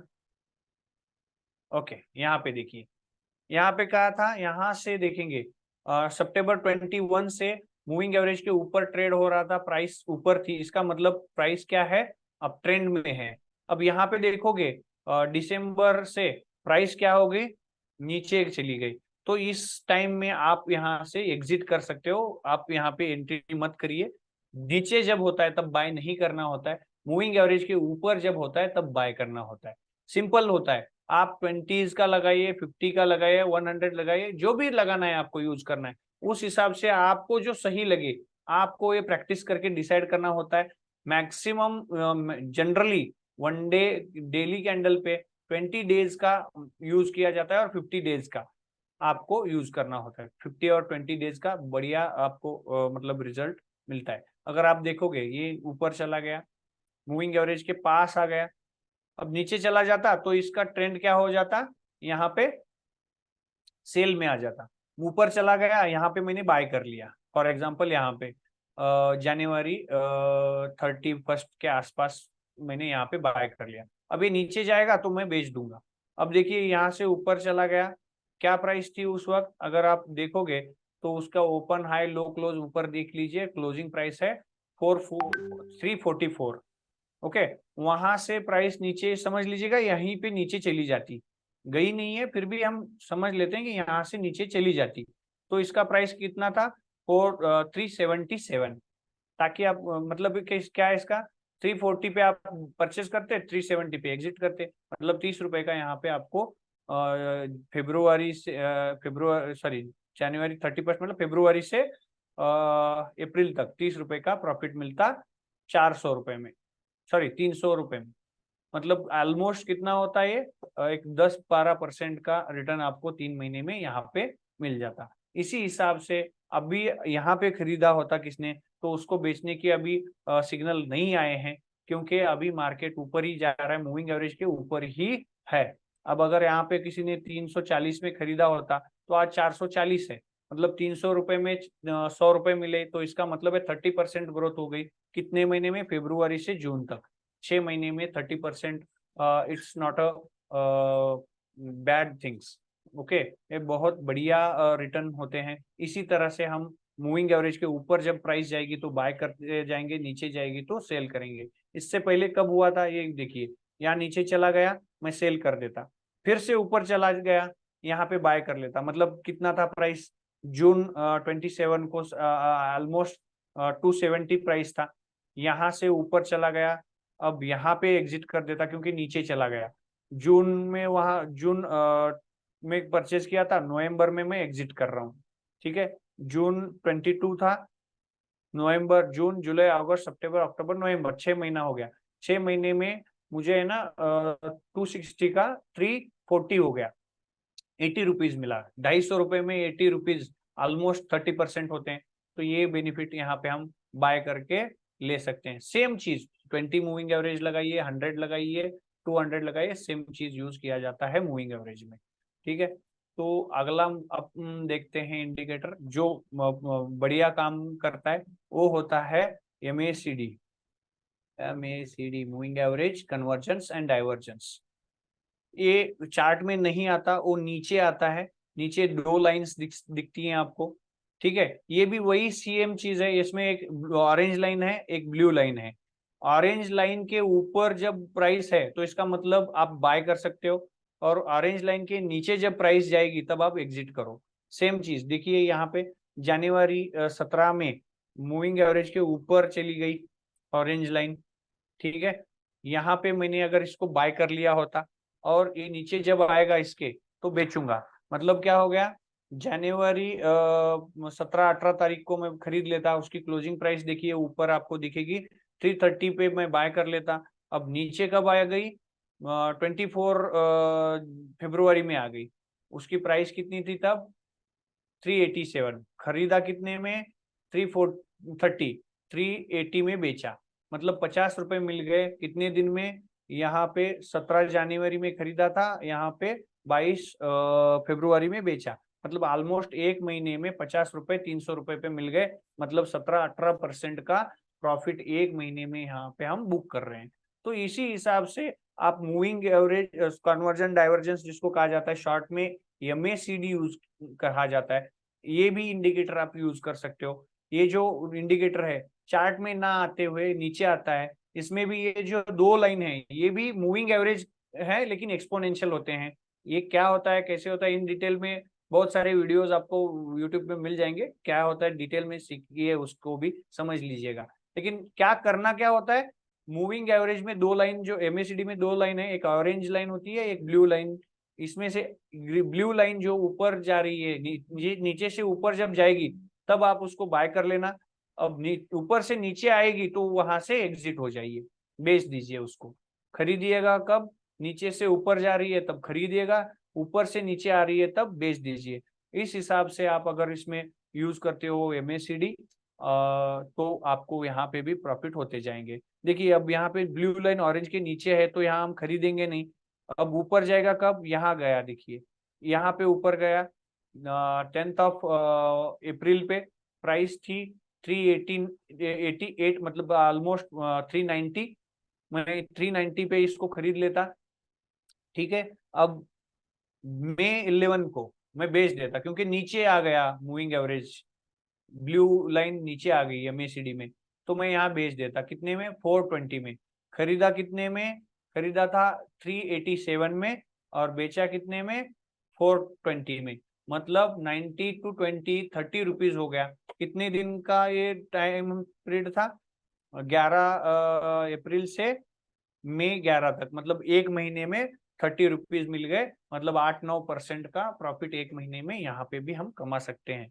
अब मूविंग एवरेज हो गया, MACD हो गया, इसके साथ साथ एक एक्सेलरेशन भी देखना पड़ता है। एक्सेलरेशन मतलब गाड़ी का स्पीड किस वजह से बढ़ता है, एक्सेलरेटर अब अगर हम देते हैं ज्यादा तो उसका स्पीड बहुत ज्यादा बढ़ता है, और अगर एक्सेलरेटर छोड़ देते हैं तो गाड़ी का स्पीड कम होता है। तो इसका स्पीड जो है, प्राइस बढ़ने का कम होने का जो स्पीड है, वो हमें दिखाता है RSI। मैं इसको रिमूव कर देता हूं यहाँ से इंडिकेटर में। अब RSI जो है, रिलेटिव स्ट्रेंथ इंडेक्स जिसको कहा जाता है शॉर्ट फॉर्म, उसका RSI होता है। RSI ये जो है, ये ब्लू लाइन जो है RSI की है। चलो इसको हाइड कर देते हैं थोड़ा। चलो यहाँ पे देखिए, यहाँ पे दो लाइन आती है अगर आप ट्रेडिंग यूज करते हैं। इसमें होता है एक सिंपल मूविंग एवरेज होता है। ये ब्लू लाइन जो है प्राइस को मैनेज करने वाली ये सिंपल मूविंग एवरेज होती है, जैसे कि हमने 2050 का देखा था, उसी हिसाब से होता है, लेकिन वो RSI में आता है। अब ये RSI होता क्या है, एक्सेलरेशन दिखाता है। मतलब जो प्राइस ऊपर जा रही है या नीचे जा रही है उसका स्पीड क्या है, स्पीड दिखाता है। अगर इसका स्पीड मूविंग एवरेज के ऊपर है तो इसका मतलब है इसमें बाइंग का स्पीड बढ़ा हुआ है। मूविंग एवरेज के नीचे चला जा रहा है तो इसका मतलब है इसका एक्सेलरेशन कम हुआ है, स्पीड कम होने वाला है, ठीक है, मतलब प्राइस नीचे जाने वाला है। आप यहां से भी देख सकते हो, देखिए यहाँ पे ऊपर चला गया, कब, जनवरी 16 में, ठीक है। तो उस वक्त प्राइस क्या था, उस वक्त प्राइस था 330। नीचे कहाँ आ गया, यहाँ पे आ गया 330 से 370, मतलब 40 रुपए मिल गए कितने दिन में। ये जनवरी 16 था, ये था February 9, मतलब 20 दिन में 40 रुपए मिल गए 300 रुपए पे। मतलब ऑलमोस्ट 8-9% 20 दिन में यहाँ पे भी प्रॉफिट मिल गया। तो इसको भी आप, इसके ऊपर जब होगा तो बाय करिएगा, इसके नीचे होगा तो बाय मत करिए, उसको होल्ड करिए। ये अगर शॉर्ट सेल एक टाइप होता है जो इंट्राडे आज लेके आज ही बेचना होता है, या फ्यूचर्स में बड़े ट्रेड करने होते हैं उसमें शॉर्ट सेलिंग का एक ऑप्शन होता है। मतलब आप बिना लिए पहले बेचो बाद में खरीदो, इसको कहा जाता है शॉर्ट सेल। वो जब भी हम लाइव सेशंस होंगे तब उसको भी थोड़ा सा हम समझ लेंगे कि क्या और कैसे करना है, ठीक है। तो ये चीज होती है मूविंग एवरेज के ऊपर अगर RSI है तो उसको बाय होना है। तो ये होता है सिस्टम, कौन सा यूज करना है। हम ये तीन ही चीजों को ज्यादा प्रिफर करता हूं मैं एक्चुअली। तो आप अगर इन तीनों को भी यूज करते हैं एक साथ तो बढ़िया आपको रिजल्ट मिल सकते हैं। फॉर एग्जाम्पल अभी मैं क्या करता हूँ, इसको हटा देता हूँ। अब बैक टेस्ट जो था वो हम करेंगे थोड़ा, ताकि आपको एक आइडिया आ जाए कि बहुत ही बढ़िया रिजल्ट इस पे मिलते हैं। मूविंग एवरेज हम लगा रहे हैं अभी, ठीक है। मूविंग एवरेज जो था 50 का लगाएंगे, ठीक है, उसका बैक टेस्ट करके देखते हैं, ताकि एक कॉन्फिडेंस आ जाए कि सच में मैं बोल रहा हूँ उस हिसाब से होता है क्या। 100% हर बार प्रॉफिट होता है क्या, ऐसा होता ही नहीं है। मार्केट में अगर कोई बोल रहा है आपको कि हर बार 100% मेरा प्रॉफिट ही होगा, तो वो बंदा झूठ बोल रहा है। क्योंकि ऐसा कोई सिस्टम नहीं है दुनिया में कि जहां पे आपका नुकसान नहीं होगा। हाँ, मैक्सिमम टाइम आपका क्या होता है, प्रॉफिट होता है। तो हम क्या करेंगे, इसको है ना पीछे ले जाते हैं, इस चार्ट को बहुत पीछे ले जाते हैं, ठीक है। ये ITC है, यही चार्ट देखो, ऐसा नहीं बोल रहा मैं। आप जो चार्ट चाहिए, आपको जो सही लगे आपके हिसाब से आप ले लो, ताकि आपको कॉन्फिडेंस आ जाए, ठीक है। मैंने अभी इसको 2017 में लेके आ गया मैं, ठीक है। अब यहां से शुरू करते हैं। देखिए हम बाय कब करेंगे, प्राइस मूविंग एवरेज के ऊपर चार्ट आ रहा है तो मैं बाय करूंगा, नीचे जाएगा तब सेल करूंगा। तो आप अगर इसको देखेंगे, इसके नीचे है तो बाय नहीं कर रहा मैं। अब यहाँ पे ऊपर चला गया तो यहाँ पे मैंने बाय कर लिया, समझ लीजिएगा यहाँ पे किया कितना 264 पे मैंने बाय किया, तो नीचे कहाँ आ गया, नीचे यहाँ पे आ गया। 264 पे बाय किया था, यहाँ 266 में मैंने बेचा, मतलब 2 ही रुपया प्रॉफिट हो गया। ये ऊपर चला गया लेकिन मैं बेचूंगा कब, नीचे आने के बाद बेचने वाला हूँ। तो मैंने यहाँ पे बेचा नहीं है, मैंने क्या किया, ऊपर चला गया था और जाएगा ये सोच के मैं बैठ गया, लेकिन मार्केट नीचे आ गया। अब नीचे आने के बाद मैंने यहाँ बेच दिया, 266 के आसपास बेच दिया, मतलब 2 रुपए प्रॉफिट हो गया, मतलब नो प्रॉफिट नो लॉस में निकल गया। अब मैं सोच रहा हूँ ऊपर जाने की राह देख रहा हूँ, यहाँ पे ऊपर चला गया, यहाँ पे मैंने खरीदा, 267 पे मैंने बाय किया। अब नीचे जब आएगा तो सेल करूंगा, यहाँ पे भी सेम चीज हो गई, 4 रुपए का ही खाली प्रॉफिट हो गया, मतलब 2% का प्रॉफिट हो गया। चलो कोई बात नहीं, फिर से मैंने बाय कर दिया, यहाँ पे ऊपर चला गया इसलिए यहाँ पे मैंने 270 के आसपास बाय कर दिया। अब बेचा कहाँ पे, यहाँ पे बेचा मैंने, यहाँ पे 300 रुपए का प्राइस है, मतलब यहाँ पे 30 रुपए का प्रॉफिट हो गया। 2018 से देख रहे हैं हम लोग, याद रखिएगा इस चीज को, ठीक है। तो 2018 में जुलाई 19 में देखा हमने, 270 पे खरीदा और 300 के आसपास बेचा। सितंबर जुलाई अगस्त सितंबर, मतलब 2 महीने में हमें कितना मिला, 30 रुपए मिला। कितने रुपए के अगेंस्ट, 300, ऑलमोस्ट 300 के पकड़ेंगे तो 10-11% का यहाँ पे प्रॉफिट हो गया। तो नीचे प्राइस है तो मैं खरीदूंगा नहीं, वहां पे ऊपर चला गया, मैं यहाँ फिर से बाय कर रहा हूँ, यहाँ पे बाय कर रहा हूँ 280 में। अब सेल करूंगा यहाँ पे, यहाँ देखिएगा 278, यहाँ पे 80 पे खरीदा और 78 में बेच रहा हूँ, मतलब यहाँ पे 1% का मेरा लॉस ही हो गया। ऊपर चला गया मार्केट, लेकिन मैं बेचूंगा नहीं जब तक नीचे नहीं आएगा। तो इस वजह से मैं ना जहां पे मैंने जहां पे खरीदा था वहीं पे बेचने की नौबत आ गई, क्योंकि मार्केट नीचे आ गया। फिर से ऊपर यहाँ पे गया, मैं यहाँ पे बाय कर रहा हूँ, यहाँ पे 1% का लॉस हुआ है, वहां पे 1% का 2% का प्रॉफिट हमने कंसिडर ही नहीं किया। एक जगह पे सिर्फ खाली क्या हुआ था, 10% का प्रॉफिट हो गया, 10-11%, यहाँ पे 1% का लॉस हो गया। अब यहाँ पे देखोगे आप तो 280 पे खरीदा मैंने, अब बेचा कहाँ पे होगा, यहाँ पे बेचा होगा 290 पे, मतलब 10 रुपए प्रॉफिट हो गया, 5% यहाँ पे मैंने प्रॉफिट कमाया। प्राइस नीचे चला गया, देखो यहाँ पे मैं खरीदूंगा नहीं क्योंकि प्राइस नीचे है। अब देखो कब से, मई से लेके मैं सितंबर तक इस शेयर्स में खरीदूंगा ही नहीं, क्योंकि ये नीचे जा रहा है, नीचे ही है। अब यहाँ पे थोड़ा ऊपर आ गया, मैंने यहाँ पे खरीदा 250 पे, अब बेचना पड़ रहा है 250 पे, मतलब खरीदा उसी प्राइस में बेच रहा हूँ। सेम चीज यहाँ पे हो गई, यहाँ पे भी हो गई। अब नीचे ही है, नीचे है, नीचे में खरीदूंगा नहीं। मतलब इसका क्या होता है, जब मार्केट नीचे जा रहा है आप खरीदते नहीं हो, इस सिस्टम को अगर यूज कर रहे हो तो यहाँ पे चलो, यहाँ पे मैंने खरीदा फिर से 175 पे आ गया, मैंने खरीदा क्योंकि ऊपर जा रहा है। तो यहाँ से मैंने यहाँ फिर से नीचे नहीं आया, नीचे यहाँ पे आ गया, चलो 170 से 190 में बेच दिया, 20 रुपए, मतलब 10% यहाँ भी मिल गए मुझे। चलो फिर से नीचे आ गया, मैंने खरीदा नहीं, यहाँ पे फिर से मैंने बाय कर दिया 178, मतलब 180 के आसपास मैंने खरीदा। अब यहाँ पे मैंने बेच दिया होगा 200 के आसपास बेच दिया, 170 का खरीदा था, 200 का बेचा, मतलब 30 रुपए मिल गए। ऑलमोस्ट यहाँ पे मुझे 15% का प्रॉफिट हो गया। अब नीचे है तो खरीदूंगा नहीं, यहाँ ऊपर गया इसलिए खरीदा, नीचे यहाँ आ गया बेच दिया। यहाँ पे खरीदा कितने में, 212 में, यहाँ बेचा कितने में, 207 में, मतलब यहाँ पे मुझे 2% का लॉस हो गया। जब भी लॉस हो रहा है तब क्या हो रहा है, मुझे छोटा लॉस होता है। अब बाय किया यहाँ पे फिर से 210 में, अब बेचा यहाँ पे 210 से ये चला गया था कहाँ, 265, लेकिन मैं बेच नहीं क्यों रहा, क्योंकि नीचे नहीं जा रहा है। जब तक नीचे नहीं जा रहा है बेच नहीं रहा। तो 210 में मैंने खरीदा, यहाँ पे नीचे चला गया इसलिए बेच दिया 230 के आसपास, 20 रुपए मिले 10% का। यहाँ पे हम खरीद रहे हैं बेच रहे हैं वही प्राइस पे, खरीद रहे हैं यहाँ पे बेच रहे हैं यहाँ पे, खरीद रहे हैं यहाँ पे बेच रहे हैं वहीं पे, वही चीजें हो रही हैं। लेकिन जब भी हमें मोमेंटम मिलता है मार्केट में, वो प्रॉफिट बढ़िया होता है।